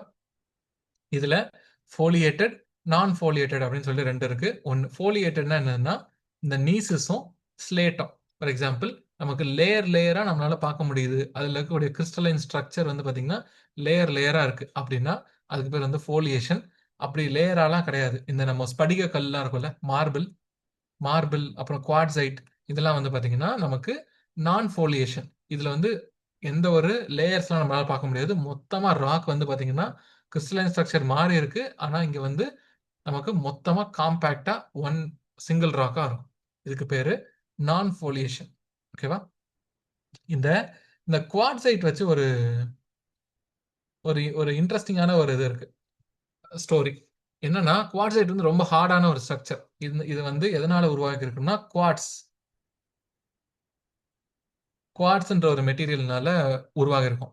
ரொம்ப ரொம்ப ஹார்டா இருக்கக்கூடிய இந்த ஸ்ட்ரக்சர், இத வச்சு இந்த நம்ம பிரமிட்ஸ் இருக்கும்ல, இந்த பிரமிட்ஸ்ல ஒரு சில சேனல்ஸ்லாம் இருக்கும். அந்த சேனல்ல அந்த அதாவது ஒரு பிளாட்ஃபார்மா இந்த குவார்ட்ஸ் வச்சு கட்டியிருப்பாங்க. அப்போ யோசிச்சு பாருங்க. இது ஒரு ஒரு ஒரு யூடியூப் வீடியோல ரொம்ப பியூட்டிஃபுல்லா சொல்லியிருப்பாங்க. என்னன்னா, ஒரு குவார்ட்ஸ வச்சு தான் இன்னொரு குவார்ட்ஸ வந்து நம்ம வந்து செதுக்க முடியும்.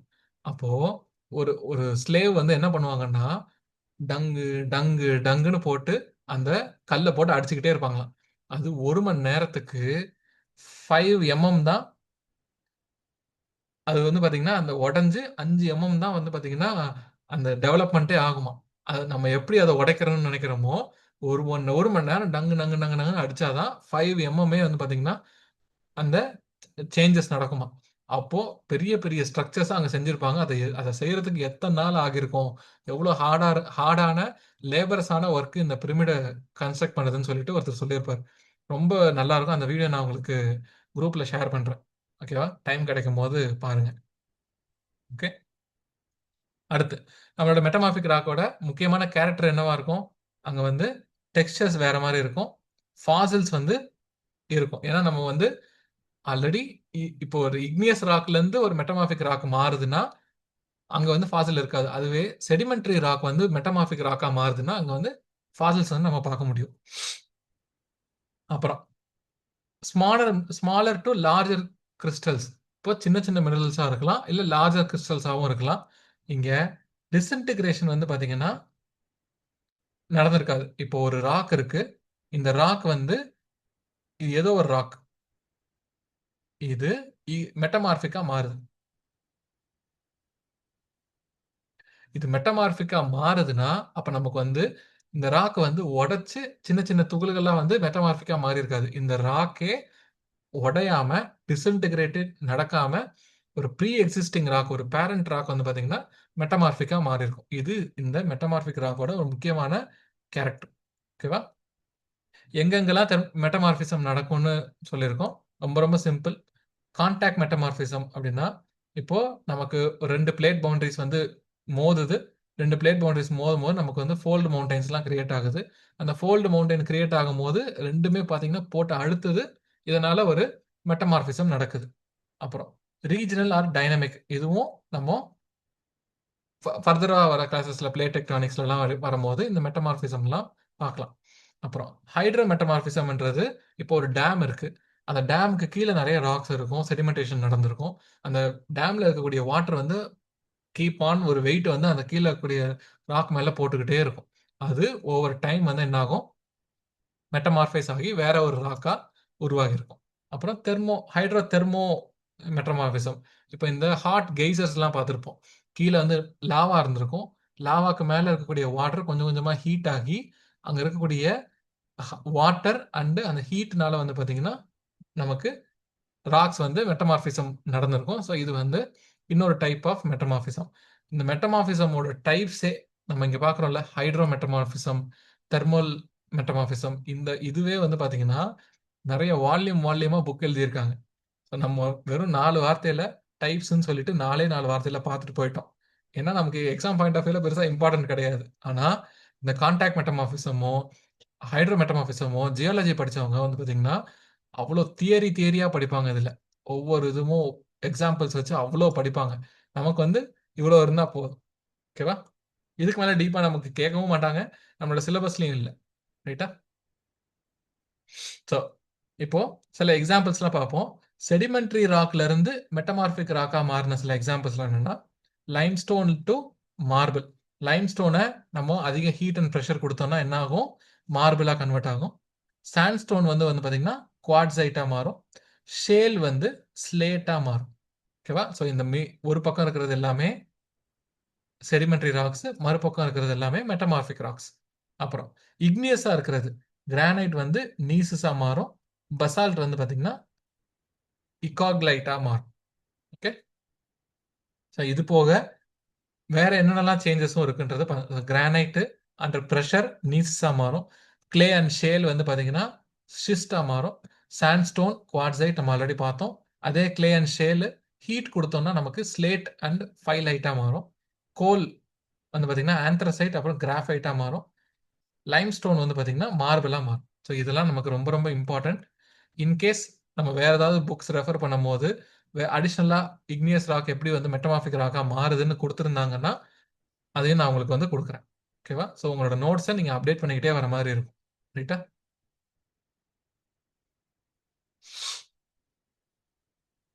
ஸோ இதுதான் பாத்தீங்கன்னா ராக் சைக்கிள்.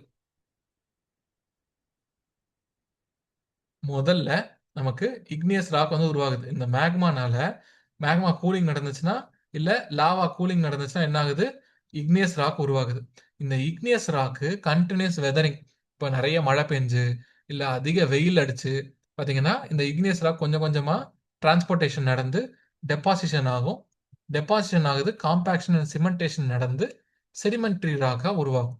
இந்த செடிமெண்டரி ராக்க மறுபடியும் நீங்க ஹை பிரஷர் அண்ட் டெம்பரேச்சர் போட்டீங்கன்னா மெட்டமார்பிக் ராக்கா மாறிடும். இந்த மெட்டமார்பிக் ராக்கு எர்த்தோட இன்டீரியர்ல இருந்துச்சுன்னா என்ன ஆகும்? அதிக ஹீட்ல இந்த மெட்டமார்பிக் ராக் வந்து உருகி நமக்கு மறுபடியும் கூலிங் ஆகி இக்னியஸ் ராக்கா உருவாகும். ஓகேவா? ஸோ அப்போ நம்ம இக்னியஸ் ராக் தான் வந்து பார்த்தீங்கன்னா பேரண்ட் ராக் அப்படின்னு சொல்லி சொல்லுவோம். ஓகேவா? இதுதான் நம்ம பேரண்ட் ராக்னு சொல்லுவோம். ஸோ இது வரைக்கும் ஓகேவா? ராக்ஸ் வரைக்கும்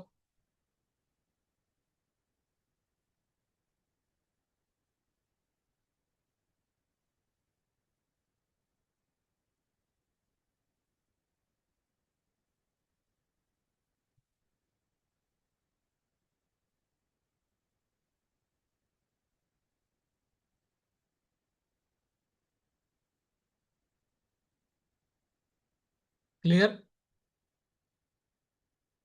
ஓகே. ராக் சைக்கிள் அகைன் பார்ப்போமா? ஓகே. ஸோ இப்போ மேக்மா இருக்கா? எர்த்தோட இன்டீரியர்ல இருந்தா அது பேர் மேக்மா. வெளியில வந்துச்சுன்னா அதுக்கு பேர் லாவா. இப்போ அந்த லாவா கூலிங் நடந்தாலோ இல்ல மேக்மா கூலிங் நடந்தாலோ என்ன உருவாகும்? இக்னியஸ் ராக்ஸ் உருவாகும். இந்த இக்னியஸ் ராக் மேல அதிக வெயில் படுதோ இல்ல அஹ், மழை பெஞ்சுக்கிட்டே இருக்கோ, இந்த மாதிரி நிறைய டைப்ஸ்ல இந்த இக்னியஸ் ராக் வந்து பாத்தீங்கன்னா கொஞ்சம் கொஞ்சமா உடைஞ்சு ஒரு இடத்துல இருந்து இன்னொரு இடத்துக்கு டிரான்ஸ்போர்ட் ஆகுது. டிரான்ஸ்போர்ட் ஆகி டெபாசிட் ஆகும். ஒரு இடத்துல போய் டெபாசிட் ஆகும்போது மேல மேல மேல டெபாசிட் ஆகிட்டே இருந்துச்சுன்னா ஒரு ஒரு லேயரும் அதுக்கு கீழே இருக்கிற லேயரை போட்டு அழுத்துமா. அப்ப அந்த அழுத்திக்கிட்டே இருக்கிறனால நமக்கு செடிமெண்ட்ரி ராக்ஸ் ஃபார்ம் ஆகும். இந்த செடிமெண்ட்ரி ராக்ன்றது பார்த்தீங்கன்னா ரொம்ப சாஃப்டா இருக்கக்கூடிய ராக்ஸ். இந்த சாஃப்டா இருக்கக்கூடிய ராக்ஸ் மேல மறுபடியும் ஹை ப்ரெஷர் அப்புறம் ஹீட்லாம் போட்டு நம்ம அந்த ராக்கை வந்து இன்னும் கடினப்படுத்தணும்னா அது உருவாகிறதுக்கு பேரு மெட்டமார்பிக் ராக்ஸ் அப்படின்னு சொல்லி சொல்லுவோம். இந்த மெட்டமார்பிக் ராக்கு அகைன் இந்த மெட்டமார்பிக் ராக்கை இன்னும் நம்ம ஹை டெம்பரேச்சர் கொடுக்குறோம்னா என்ன ஆகும்? ஒரு ஒரு டெம்பரேச்சர் வரைக்கும் தான் ராக் வந்து சூடா மட்டும் ஆகும். அதுக்கு மேல போச்சுன்னா ராக் வந்து மெல்ட் ஆகிடும். அந்த ராக் மெல்ட் ஆகும்போது என்ன ஆகுது? மெட்டமார்பிக் ராக்கு மறுபடியும் இக்னியஸ் ராக்கா மாறிடும். மறுபடியும் அது வந்து பாத்தீங்கன்னா மேக்மாவா ஆயிரும். மேக்மால இருந்து நமக்கு இக்னியஸ் ராக்கா தான் உருவாகும். ஓகேவா? ஸோ இதுதான் வந்து பாத்தீங்கன்னா நமக்கு ப்ராசஸ். ரைட்டா? நமக்கு இக்னியஸ் ராக்ல இருந்தும் மெட்டமார்பிக் ராக் உருவாகும். செடிமெண்ட்ரி ராக்ல இருந்து மெட்டமார்பிக் ராக் உருவாகும். அப்போ ஜென்ரலா மெட்டமார்பிக் ராக்ஸ் உருவாகிறதுக்கு என்ன வேணும்? ஹை ப்ரெஷர் அப்புறம் டெம்பரேச்சர். இது ரெண்டும் இந்த அதிக அழுத்தமோ டெம்பரேச்சரோ இருந்துச்சுன்னா அந்த ஒரு ராக்கோட கிறிஸ்டலைன் ஸ்ட்ரக்சரே பார்த்தீங்கன்னா சேஞ்சஸ் ஆகும். அதனால நமக்கு மெட்டமார்பிக் ராக்ஸ் உருவாகும். ஓகேவா? இப்போ சிம்பிளா நமக்கு இக்னியஸ் ராக் வேணும்னா என்ன வேணும்? செடிமெண்ட்ரி ராக்கோ மெட்டமார்பிக் ராக்கோ இக்னியஸ் ராக்கா எப்போ கன்வெர்ட் ஆகும்?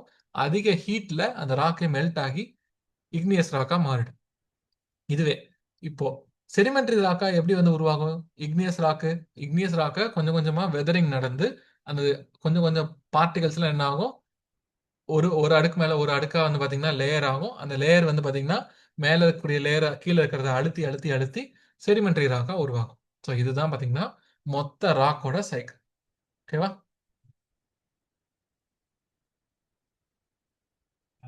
கிளியரா?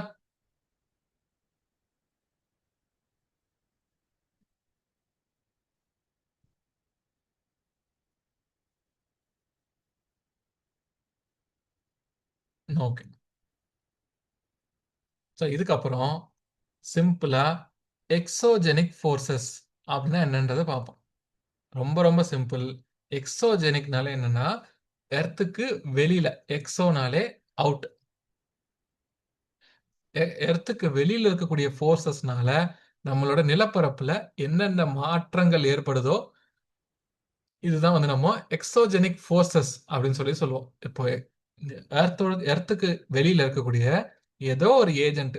ஏஜென்ட்னா என்ன? இப்போ ஒரு விண்டா இருக்கட்டும், வாட்டரா இருக்கட்டும், சூரிய ஒளியா இருக்கட்டும், இந்த மாதிரி இருக்கக்கூடிய ஏஜென்ட் மேல இருக்கக்கூடிய ராக்கையோ இல்ல ஏதோ ஒரு சர்ஃபேஸையோ அது மேல ஒரு ஃபோர்ஸ் ஆக்ட் பண்ணும். அந்த ஃபோர்ஸுக்கு பேரு எக்ஸோஜெனிக் ஃபோர்ஸ் அப்படின்னு சொல்லி சொல்லுவோம்.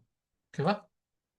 இதுல வெதரிங் அப்படின்றது என்னதுன்னா, வெதரிங்க நம்ம சிம்பிளா இன்சிட்டு அப்படின்னு சொல்லி சொல்லுவோம். இன்சிட்டுனா என்னன்னா நோ மூமெண்ட். இதுதான் முக்கியமான வார்த்தை. வெதரிங் நடக்குதுன்னா என்ன அப்படின்னா என்னன்னா ஒரு ராக்கு மேல இருக்கக்கூடிய அட்மாஸ்பியர்னாலேயோ இல்ல வாட்டர்னாலேயோ எதுனாலேயோ ஒரு ராக் ரொம்ப ஹார்டா இருக்கக்கூடிய ராக் என்ன ஆகுது? அது பிரேக் பிரேக் பிரேக் ஆகுது. சின்ன சின்ன துகள்களா உடையுது. இந்த சின்ன சின்ன துகள்களா உடையறதுக்கு பேரு வெதரிங். ஓகேவா? வெதரிங்க நம்ம ஏன் இன்சிட்டு அப்படின்னு சொல்றோம்னா அந்த வெதரிங் ஆகி உடைஞ்சு போற பார்ட்டிகள் வேற எங்கேயும் மூவ் ஆகாது. அதே இடத்துல இருந்துச்சுன்னா அதுக்கு பேர் வந்து வெதரிங். ஓகேவா? எதனாலலாம் வெதரிங் நடக்கும் பாத்தீங்கன்னா மெயினா காம்போசிஷன் ஆஃப் ராக். இப்போ ரொம்ப ஹார்டா இருக்கக்கூடிய ராக்கு கம்மியா வெதரிங் நடக்கும். ரொம்ப சாஃப்டா இருக்கக்கூடிய ராக்கு நல்ல வேகமா வெதரிங் நடக்கும். அப்புறம் நேச்சர் ஆஃப் கிரவுண்ட். இப்போ ரொம்ப ஸ்லோப் அதிகமா இருக்கு அப்படின்னா அந்த ஸ்லோப் வந்து அதிக சூரிய ஒளி வந்து வாங்கிக்கிட்டே இருக்குன்னா இப்போ வந்து அங்க வந்து வெதரிங் ஜாஸ்தியா நடக்கும். Climatic variation. இப்போ அதிக வெதரிங் நடக்கிறதுக்கு நமக்கு வந்து பாத்தீங்கன்னா கிளைமேட் ரொம்ப ஹார்ஷா இருக்கு. இப்போ சம்மர்ல ரொம்ப குளிர், சம்மர்ல ரொம்ப ஹீட்டு, விண்டர்ல ரொம்ப குளிர். இப்போ ஹீட்டும் குளிரும் மாறி மாறி ஒரு ஒரு ராக்ல படும்போது என்ன ஆகும்? அதிக ஹீட் ஆச்சுன்னா ராக் வந்து எக்ஸ்பேண்ட் ஆகும். அதிக கூலிங் நடந்துச்சுன்னா ராக் வந்து கான்ட்ராக்ட் ஆகும். இது எக்ஸ்பான்ஷன் கான்ட்ராக்ஷன் நடந்துகிட்டே இருக்கும்போது ராக் என்ன ஆகும்? ஒரு பாயிண்ட்டுக்கு அப்புறம் என்னால முடியலடா போடான்னு சொல்லி பிரேக் ஆக ஆரம்பிச்சிடும். ஓகேவா? அதுக்கப்புறம் ஃப்ளோரல் எஃபெக்ட் பின்னாடி பார்க்கலாம். எப்படி வந்து தாவரங்களால வெதரிங் வந்து நடக்குது அப்படின்னு சொல்லிட்டு மெயினா. இப்போ இப்போ நம்ம ஒரு வெதரிங் அப்படின்ற ஒரு ப்ராசஸை பார்த்தோம். அது போக இந்த எல்லா எக்ஸோஜெனிக் ஃபோர்ஸஸையும், அதாவது நம்ம வெதரிங் அப்புறம் எரோஷன், வெதரிங்கையும் எரோஷன் ப்ராசஸையும் சேர்ந்து நம்ம வந்து எல்லா எக்ஸோஜெனிக் ஃபோர்ஸஸையும் நம்ம ஒரு வார்த்தையில அடக்கலாம். அதுக்கு பேரு டெனியூடேஷன் அப்படின்னு சொல்லி சொல்லுவோம். இந்த வார்த்தை ரொம்ப ரொம்ப இம்பார்ட்டன்ட். இப்போ ஒரு ராக்கு டெனியூட் ஆகுது அப்படின்னு நான் சொல்றேன்னா அதுக்கு என்ன அர்த்தம்னா வெதரிங் நடக்குது. வெதரிங் நடந்து அது வந்து ஒரு இடத்துல இன்னொரு இடத்துக்கு மூவ் ஆயிருச்சு.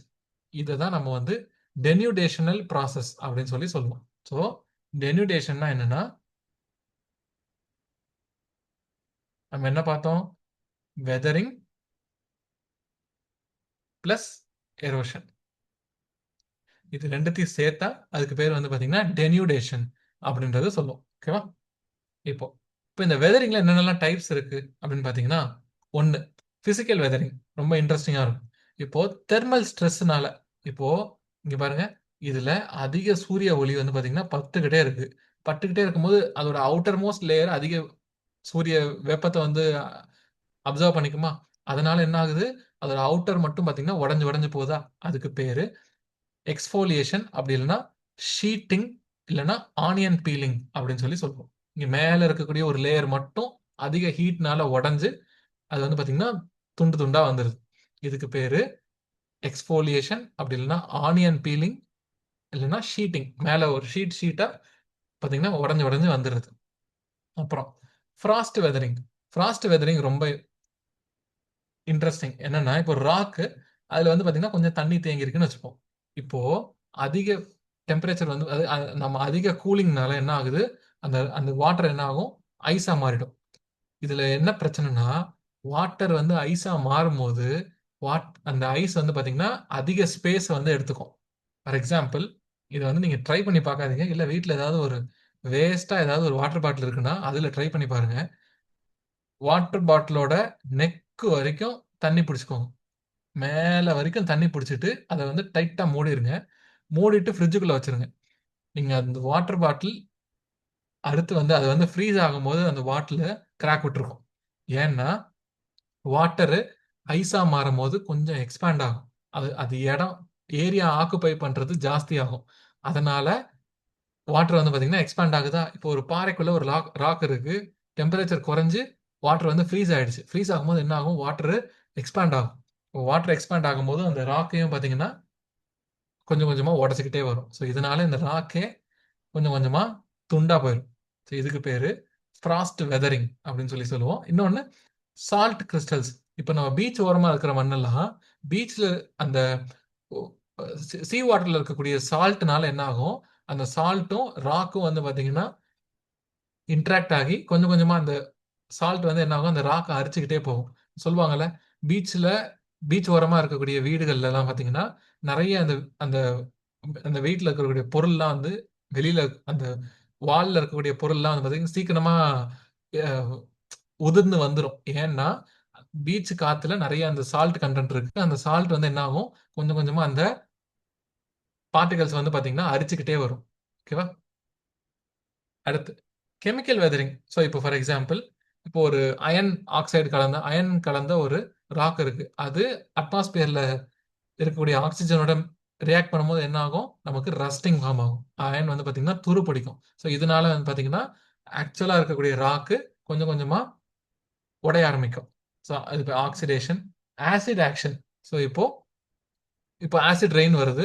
ஆசிட் ரெயின் என்ன ஆகும்? ஏதோ சில பாறைகள் மேல படும்போது ஆசிட் வந்து கொஞ்சம் ராக்ஸை கரைச்சு கொண்டு போயிடுறது. அப்புறம் ஹைட்ராலிசிஸ். இப்போ சில சுண்ணாம்பு பாறைகள்லாம் இருக்கு. இப்போ சுண்ணாம்பு பாறை இருக்கு. அந்த சுண்ணாம்பு பாறை மேல நிறைய மழை பெய்யுது. அந்த மழை பெஞ்சா என்ன ஆகும்? அந்த சுண்ணாம்பு பாறை கரைஞ்சு போயிடும். ஸோ இப்போ இந்த ஃபெல்ஸ்பார் அப்படின்றது அப்படியே அதிக தண்ணி வந்து பட்டு பட்டு பட்டு அந்த ஃபெல்ஸ்பார் என்ன ஆகும்?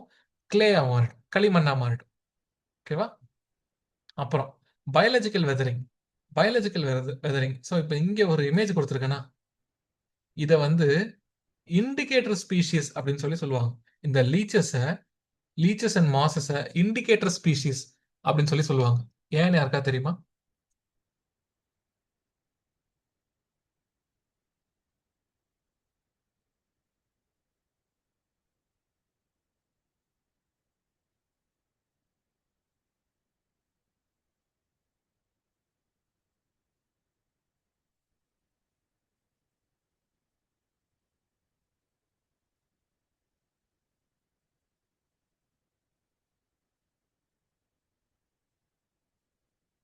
Limestone rock sedimentary type. Okay. Indicator ஸ்பீஷீஸ்னு ஏன் சொல்றாங்க? Because of sea water. Okay. வேற மாதிரி யோசிக்கலாம். அது ஏன் இண்டிகேட்டர் ஸ்பீஷீஸ் அப்படின்னு சொல்றாங்க?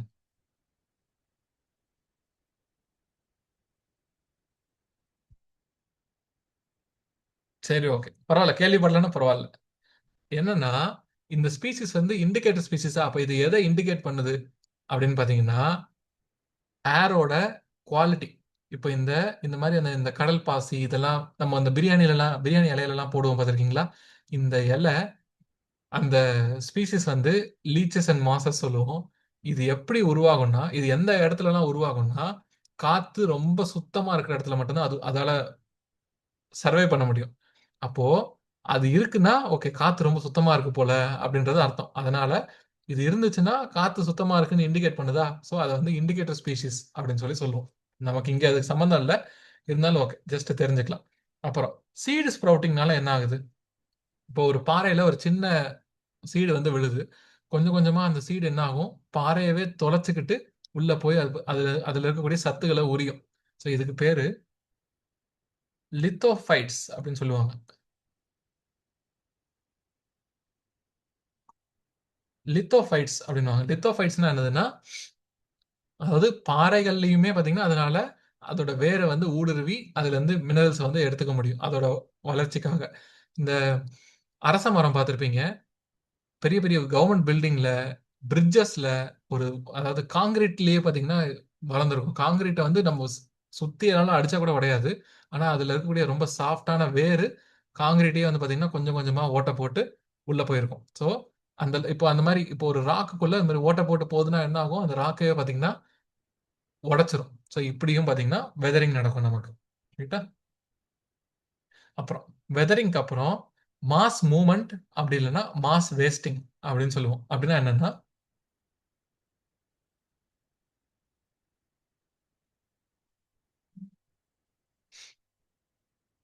ஓகே, ஸோ மாஸ் மூவ்மெண்ட் அப்படி இல்லைன்னா மாஸ் வேஸ்டிங் அப்படின்னா என்னன்னா, இப்போ ஒரு ராக்கோ சாயிலோ ஒரு இடத்துல இருந்து இன்னொரு இடத்துக்கு மூவ்மெண்ட் ஆகுது. அந்த மூவ்மெண்ட் எதனால் நடக்குதுன்னா, டியூ டு கிராவிட்டி. கிராவிடேஷனல் புல்லுனால இந்த மூவ்மெண்ட் வந்து நடக்குது அப்படின்னா இதுக்கு பேரு மாஸ் மூவ்மெண்ட் அப்படி இல்லைன்னா மாஸ் வேஸ்டிங் அப்படின்னு சொல்லுவோம். இது எதனால நடக்குதுன்னா, இந்த ஸ்லோப்போட ஷியர் ஸ்ட்ரென்த். ஷியர் அப்படின்ற வார்த்தை நம்ம இங்க அடிக்கடி யூஸ் பண்ணுவோம். ஷியர்னா ஒண்ணும் கிடையாது. இப்போ இப்போ ஒரு ஒரு ராக் இருக்கு, அதுக்கு மேல இன்னொரு ராக் இருக்குன்னு வச்சுப்போம். இது வந்து கீழே விழாம இருக்கிறதுக்கு, இப்போ இந்த ரெண்டு ராக்குமே ஒவ்வொரு டைரக்ஷன்ல மூவ் ஆயிட்டு இருக்கு. ஆனா இந்த ராக் வந்து மூவ் ஆகாமலே இருக்கு. உள்ள வந்து ஃபோர்ஸ் மட்டும் இருக்கு, ஆனா ராக் மூவ் ஆகாம இருக்கு. இந்த ராக் மூவ் ஆகாம இருக்கிறதுக்கு காரணம் என்னன்னா, இந்த ரெண்டு ராக்குக்கு நடுவுல ஒரு ஷியர் ஸ்ட்ரென்த்னு ஒன்று இருக்கும்.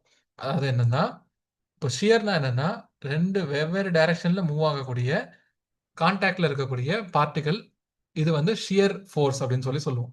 இப்போ ஒரு ராக்கு, அதுக்கு மேல இன்னொரு ராக் இருக்கு. அது வந்து மூவ் ஆகாம ரெண்டுமே புஷ் பண்ணிக்கிட்டே இருக்கு, ஆனா மூவ் ஆக மாட்டேங்குது. ஏன்? எதனால மூவ் ஆகாம இருக்குன்னா, அதோட ஷியர் ஸ்ட்ரென்த் வந்து பாத்தீங்கன்னா ஜாஸ்தியா இருக்கு அப்படின்றது அர்த்தம். இப்ப இதோட இது ஒட்டி இருக்கா?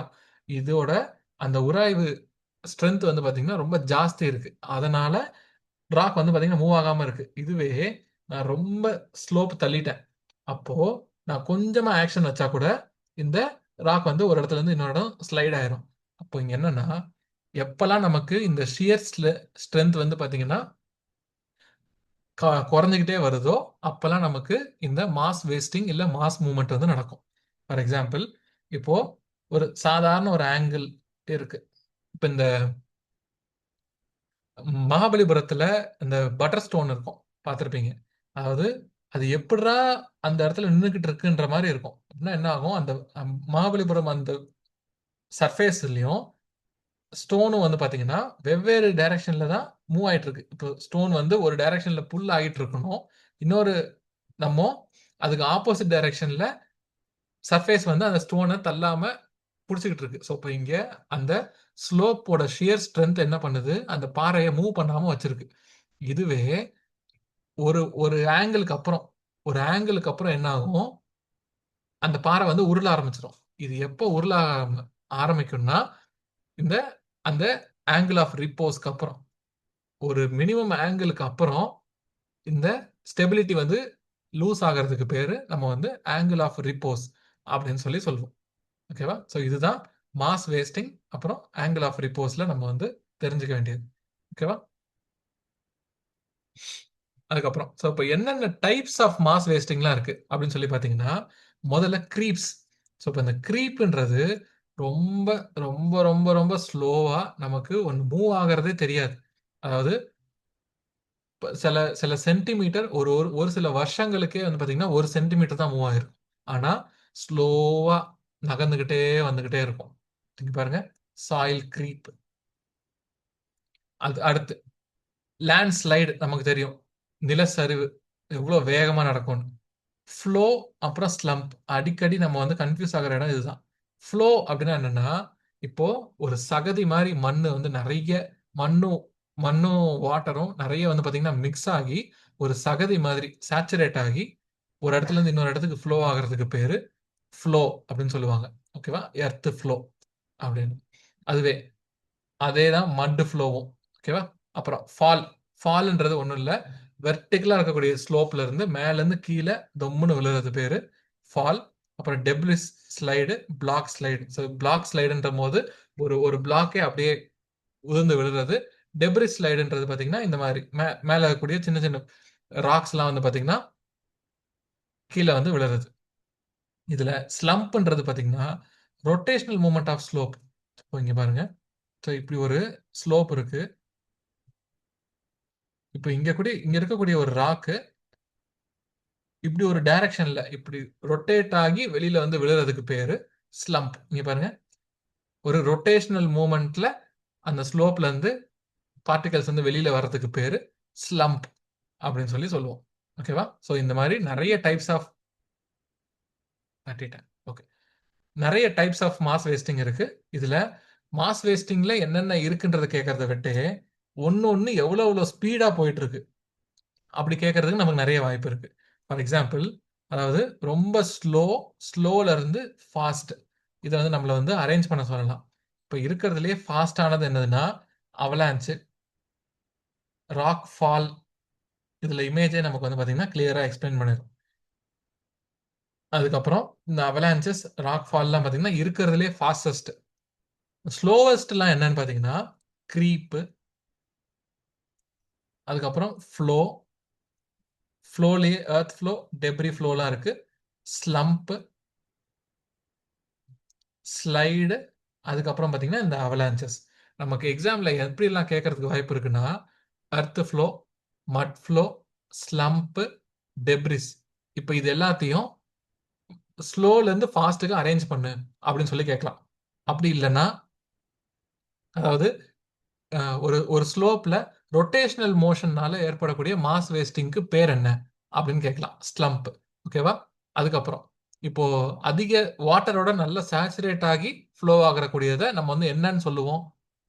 ஃப்ளோஸ், எர்த் ஃப்ளோ அப்படின்னு சொல்லி சொல்லுவோம். ஸோ இந்த மாதிரியான பேசிக்கா வாட் இஸ் வாட் அப்படின்னு கேட்குற கேள்விகளும், அரேஞ்ச் த ஃபாலோயிங், ஃபாஸ்ட்ல இருந்து ஸ்லோக்கோ இல்லை ஸ்லோல இருந்து ஃபாஸ்ட்டுக்கோ அரேஞ்ச் பண்ண சொல்லி நம்மள வந்து கேட்பாங்க.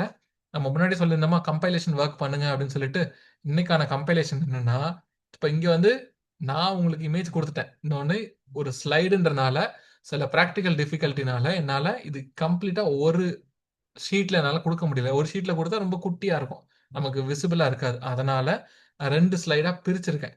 ஸோ உங்களோட ஒர்க் என்னன்னா, ஒரு A4 ஷீட் எடுத்துக்கோங்க. அந்த A4 ஷீட்ல இன்னைக்கு நம்ம என்னெல்லாம் பார்த்தோம்?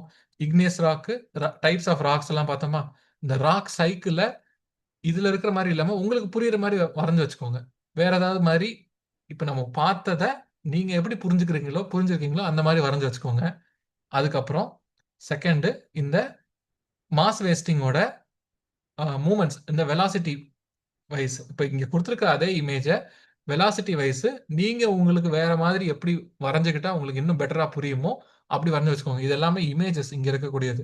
இமேஜ் மாதிரி இல்லாம நீங்க ஒரு 2 டைமென்ஷனல்ல அடிஷனலா வரைஞ்சு வச்சுக்கோங்க. அப்போ உங்களுக்கு வந்து பார்த்தீங்கன்னா, ரிவிஷன் பண்ணும்போது ரொம்ப ரொம்ப சிம்பிளா இருக்கும். இப்போ இந்த கம்பைலேஷன் ஒர்க் எல்லாம் பார்த்தீங்கன்னா, என்னடா கம்பைலேஷன் ஒர்க்லாம் குடுக்குறாங்க, ஹோம் ஒர்க் குடுக்குறாங்கன்ற மாரி தோணலாம். ஆனா, இப்ப நம்ம பண்ற சின்ன சின்ன வொர்க் வந்து பார்த்தீங்கன்னா, கடைசியா நம்ம ரிவிஷன் பண்ற நேரத்துல வந்து பார்த்தீங்கன்னா, நெறைய ரொம்ப டைம் வந்து சேவ் பண்ணி குடுத்துருக்கோம். ஓகேவா? ஒரு யூனிட்ட படிக்கிறதுக்கு 2 நாள்லாம் ஆகும். சம்டைம்ஸ் நீங்க இப்ப நோட்ஸோ, கம்பைலேஷனோ பண்ணலன்னா 2 நாள் ஆகும் ஒரு ஒரு யூனிட்ட படிச்சு முடிக்கிறதுக்கு. ஆனா, கம்பைலேஷன் பண்ணி முடிச்சீங்கன்னா, ட்ரஸ்ட் மீ 2 ஹவர்ஸ் போதும். ஒரு யூனிட்ட படிக்கிறதுக்கே 2 மணி நேரம் போதும். இது நடந்திருக்கு. இது நானும் ஃபாலோ பண்ணியிருக்கேன். எனக்குமே இது ரொம்ப யூஸ்ஃபுல்லா இருந்திருக்கு. இத பண்ணுங்க. இப்ப நம்ம கொஞ்சம் டைம்லாம் அப்பப்போ இதுக்காகன்னு பண்றது, கடைசி நேரத்துல எக்ஸாம் கிட்ட வரும்போது பார்த்தீங்கன்னா, ரொம்ப யூஸ்ஃபுல்லா இருக்கும். ஓகேவா? So that's all for today's class. நம்மளோட கிளாஸோட ஸ்ட்ரக்சரே எப்படி இருக்கும்னா, ஸோ இனிஷியலா இன்கேஸ் நம்ம போன கிளாஸ்ல ஏதாவது பார்க்க வேண்டியதை, ரிவைஸ் பண்ண வேண்டியதை பார்க்கணும்னா ஃபர்ஸ்ட்லயே பார்த்துருவோம். என்னென்ன டாபிக்ஸ்லாம் இன்னைக்கு டிஸ்கஸ் பண்ண போறோன்றத முடிச்சுட்டு, அதுக்கப்புறம் வந்து பார்த்தீங்கன்னா, அந்த அன்னைக்கான கிளாஸ் என்ன டாபிக்ஸோ எல்லாத்தையும் பார்ப்போம். ஃபைனலி நம்ம பார்த்த கிளாஸோட சில பிராக்டிஸ் கொஸ்டின்ஸ்லாம் பார்ப்போம். ஸோ இன்னைக்கு நம்ம பார்த்ததோடயே அது எப்படிலாம் கொஸ்டின்லாம் கேட்க முடியும், எப்படி எப்படிலாம் நம்மள வந்து ஒரே விஷயத்த வேற வேற ஆங்கிள் எப்படிலாம் நம்ம யோசிக்க முடியுன்றத உங்களுக்கு வந்து பிராக்டிஸ் கொஸ்டின்ல நமக்கு சில எக்ஸசைசஸ் வந்து இருக்கும். ஓகேவா? ஸோ ஒன்ஸ் பிராக்டிஸ் கொஸ்டின் முடிஞ்சதுக்கு அப்புறம் அவ்வளோதான். Will end the session. Doubts ஏதாவது இருந்துச்சுன்னா நம்ம வந்து சால்வ் பண்ணிக்கலாம். ஓகேவா? Practice questions. Okay. Which of the following geomorph geomorphic phenomena moves fastest? இருக்கிறதுலே ஃபாஸ்டஸ்டா எது இருக்கும்? Very good. யோசிச்சு சொல்லுங்க. யோசிச்சு.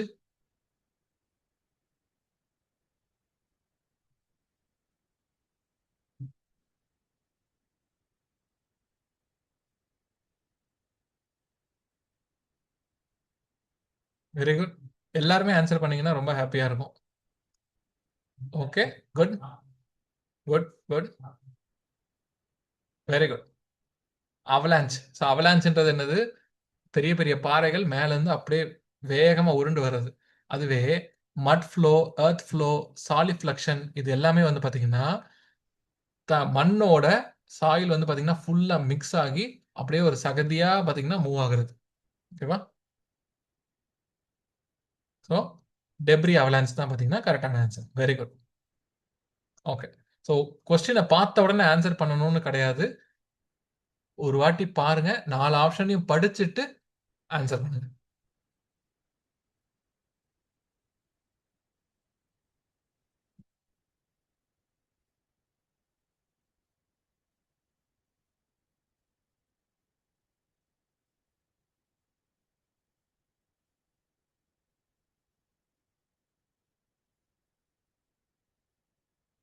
ஓகே.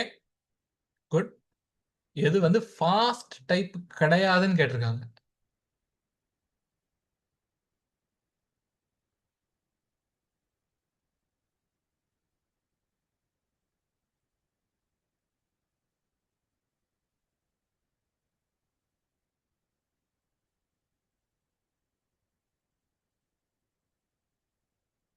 ஓகே.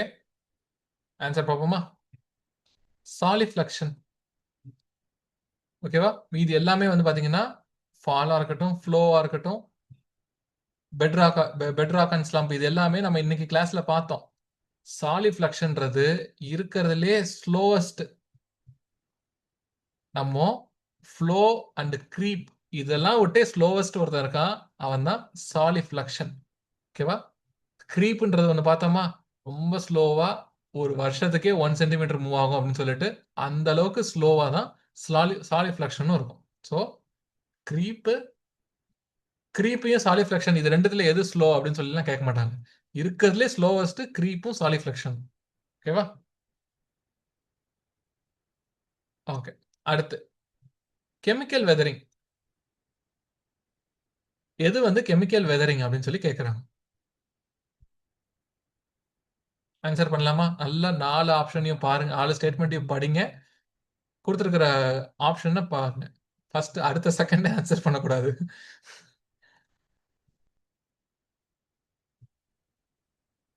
எதனால அடுத்த செகண்டே ஆன்சர் பண்ணக்கூடாதுன்னு சொல்றேன்னா, இங்க கரெக்ட் ஆன்சர்னு கொடுத்துருக்காங்களா, இன்கரெக்ட்னு கொடுத்துருக்காங்களா நம்ம பார்க்க மாட்டோம். இதை மட்டும் பார்ப்போம். இந்த கெமிக்கல் வெதரிங்னு பார்ப்போம், ஆன்சர் எழுதிருக்கும். கொஞ்சம் கவனமா இருக்கணும். ஓகேவா? நமக்கு எப்படியும் ஒரு கொஸ்டினுக்கு 1 நிமிஷமாவது டைம் இருக்கும். ஸோ நிதானமா கொஸ்டினை படிச்சுட்டு ஆன்சர் பண்ணிக்கலாம்.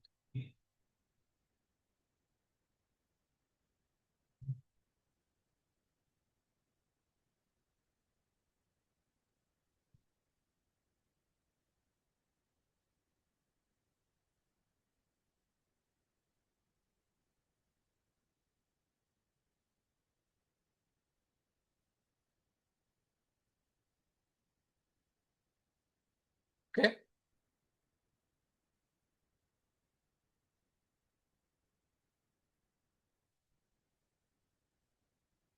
சரி ஆன்சர் பார்ப்போமா? Very good. ஸோ நமக்கு முதல்ல நம்ம என்ன பண்ணணும், இந்த ஆப்ஷனை எலிமினேட் பண்ணிடலாம். Movement of rock along fracture அப்படின்றது கெமிக்கல் வெதரிங்ல வருமா? கிடையாது. இது வந்து ராக்கோட மூவ்மெண்ட். அப்போ ஏவை எலிமினேட் பண்ணிட்டீங்கனால என்ன வந்துடும், இதையும் இந்த ஆப்ஷனையும் தூக்கிடலாம். அப்போ நமக்கு பி அண்ட் சி வந்து உறுதியா கரெக்ட். சி, டி டி மட்டும் பாருங்க. ஆசிட் ஆக்ஷன்றது கெமிக்கல் வெதரிங்கா? ஆமா, கெமிக்கல் வெதரிங். அப்போ அவ்வளவுதான். நீங்க பியும் சியும் பார்த்து டைம் வேஸ்ட் பண்ணவே வேணாம். ஆப்ஷன்லயே நான் ஃபர்ஸ்ட் ஸ்டேட்மெண்ட்டை பார்க்குறோம், ஏ கிடையாதுன்ன உடனே நமக்கு 2 எலிமினேட் ஆயிடுச்சு. அப்போ 2 எலிமினேட் ஆனதுக்கு அப்புறம் நம்ம அடுத்து ஒரே ஒரு ஸ்டேட்மெண்ட் படிச்சா போதுன்ற மாதிரி ஆயிடுச்சு. இந்த மாதிரி கொஞ்சம் ஸ்மார்ட்டா வந்து நம்ம மூவ் பண்ணிக்கலாம். ஓகேவா? ஆன்சருக்கு இன்னும் ஈஸியரா தப்பு பண்ணாம நம்ம வந்து உள்ள போய் கரெக்டான ஆன்சர் கொடுத்துட முடியும். அடுத்து, சரி, most abundant element in earth crust. இங்க பாருங்க, crust கேட்டிருக்காங்களா, ஹோல் எர்த் கேட்டிருக்காங்களா அப்படின்றத கவனமா படிங்க. எர்த் crust எது?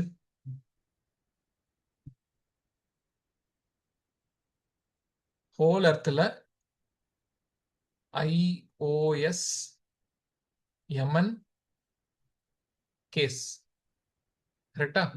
இதுவே crustல என்ன வரும்? OS OSAI CMSP.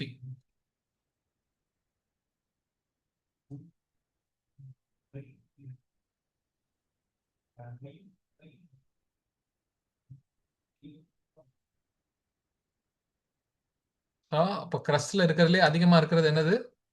ஆக்சிஜன் தான். ஓகேவா? ஆக்சிஜன் தான் எர்த் crustல இருக்கிறதுலே abundant-ஆ இருக்கிறது.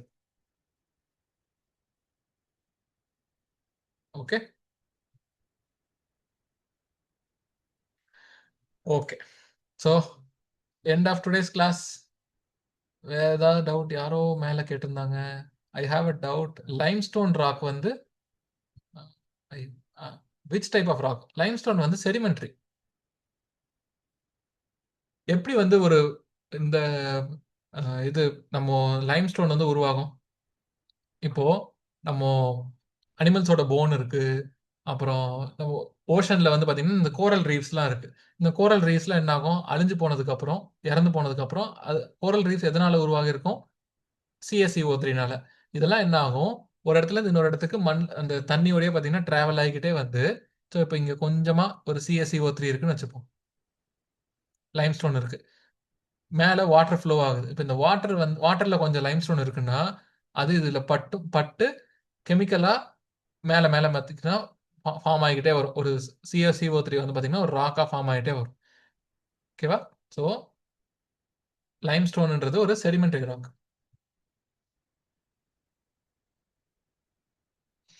ஓகேவா? வேற ஏதாவது டவுட்ஸ் இருக்கா?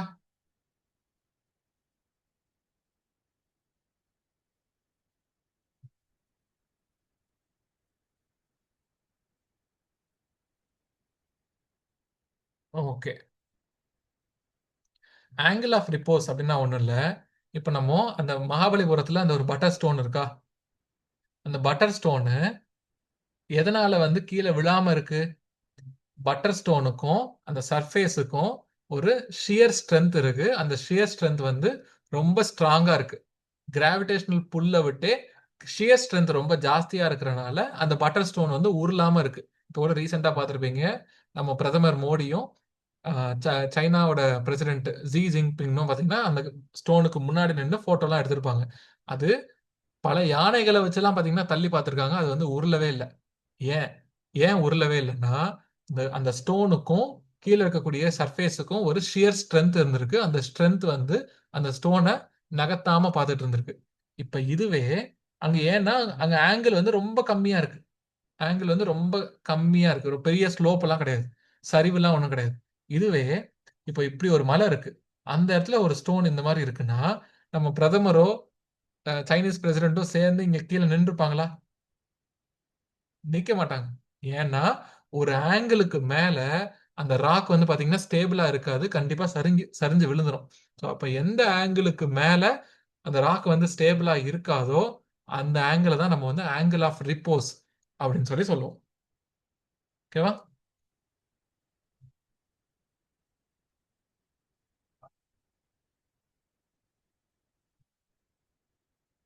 ஓகே. ஸோ, ஒவ்வொரு ஸ்லைடுமே கொஞ்சம் ஃபாஸ்ட்டா போற மாரி இருக்கா? ஓகே. ஸோ, நீங்க நோட்ஸ் எடுக்கிறது, அதுல வந்து ஒரு ஒரு ட்ரிக் இருக்கு. இப்ப என்னன்னா, for example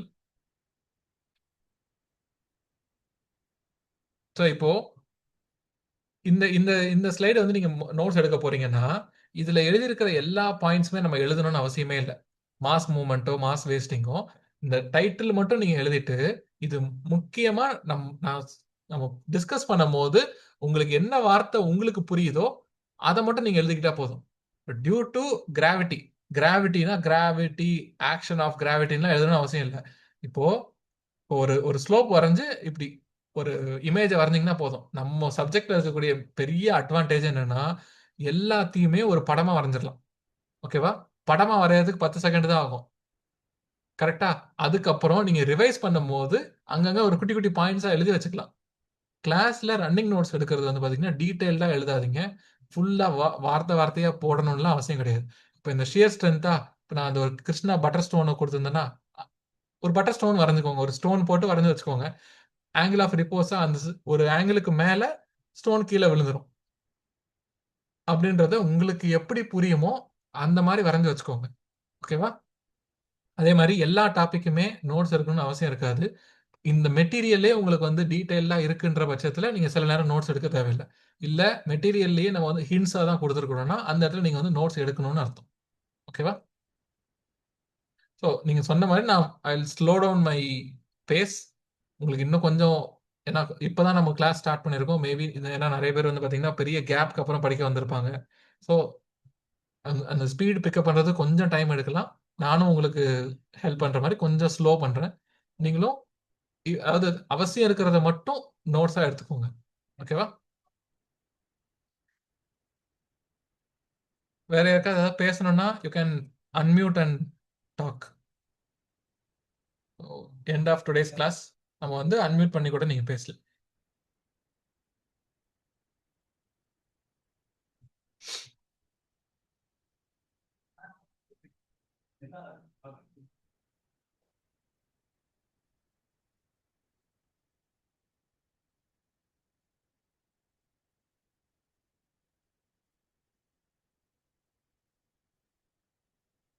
thank you madam. வேற ஏதாவது உங்களுக்கு இன் ஜெனரல் ஏதாவது டவுட்ஸ் இருக்குன்னா பேசலாம். ஸோ ரொம்ப ஃபார்மலா அதாவது அந்த இதெல்லாம் தேவையில்லை. ரொம்ப ரிலாக்ஸ்டா இருக்கலாம். ஓகேவா? ஏதாவது டவுட்ஸ் இருந்துச்சுன்னா கேட்கறதுக்கு ஹெசிடேட் பண்ணவே பண்ணாதீங்க. நீங்க டவுட்ஸ் கேட்க கேட்க அது அது எனக்கும் ரொம்ப இன்ட்ரெஸ்டிங்கா இருக்கும். ஓகே இந்த இந்த எக்ஸாம்பிள் இல்லாம வேற எக்ஸாம்பிள் சொல்லலாம். அது சொல்லலாம், இது சொல்லலாம்னு பிரெயின் ரொம்ப ஆக்டிவா இருக்கும் அந்த டைம்ல.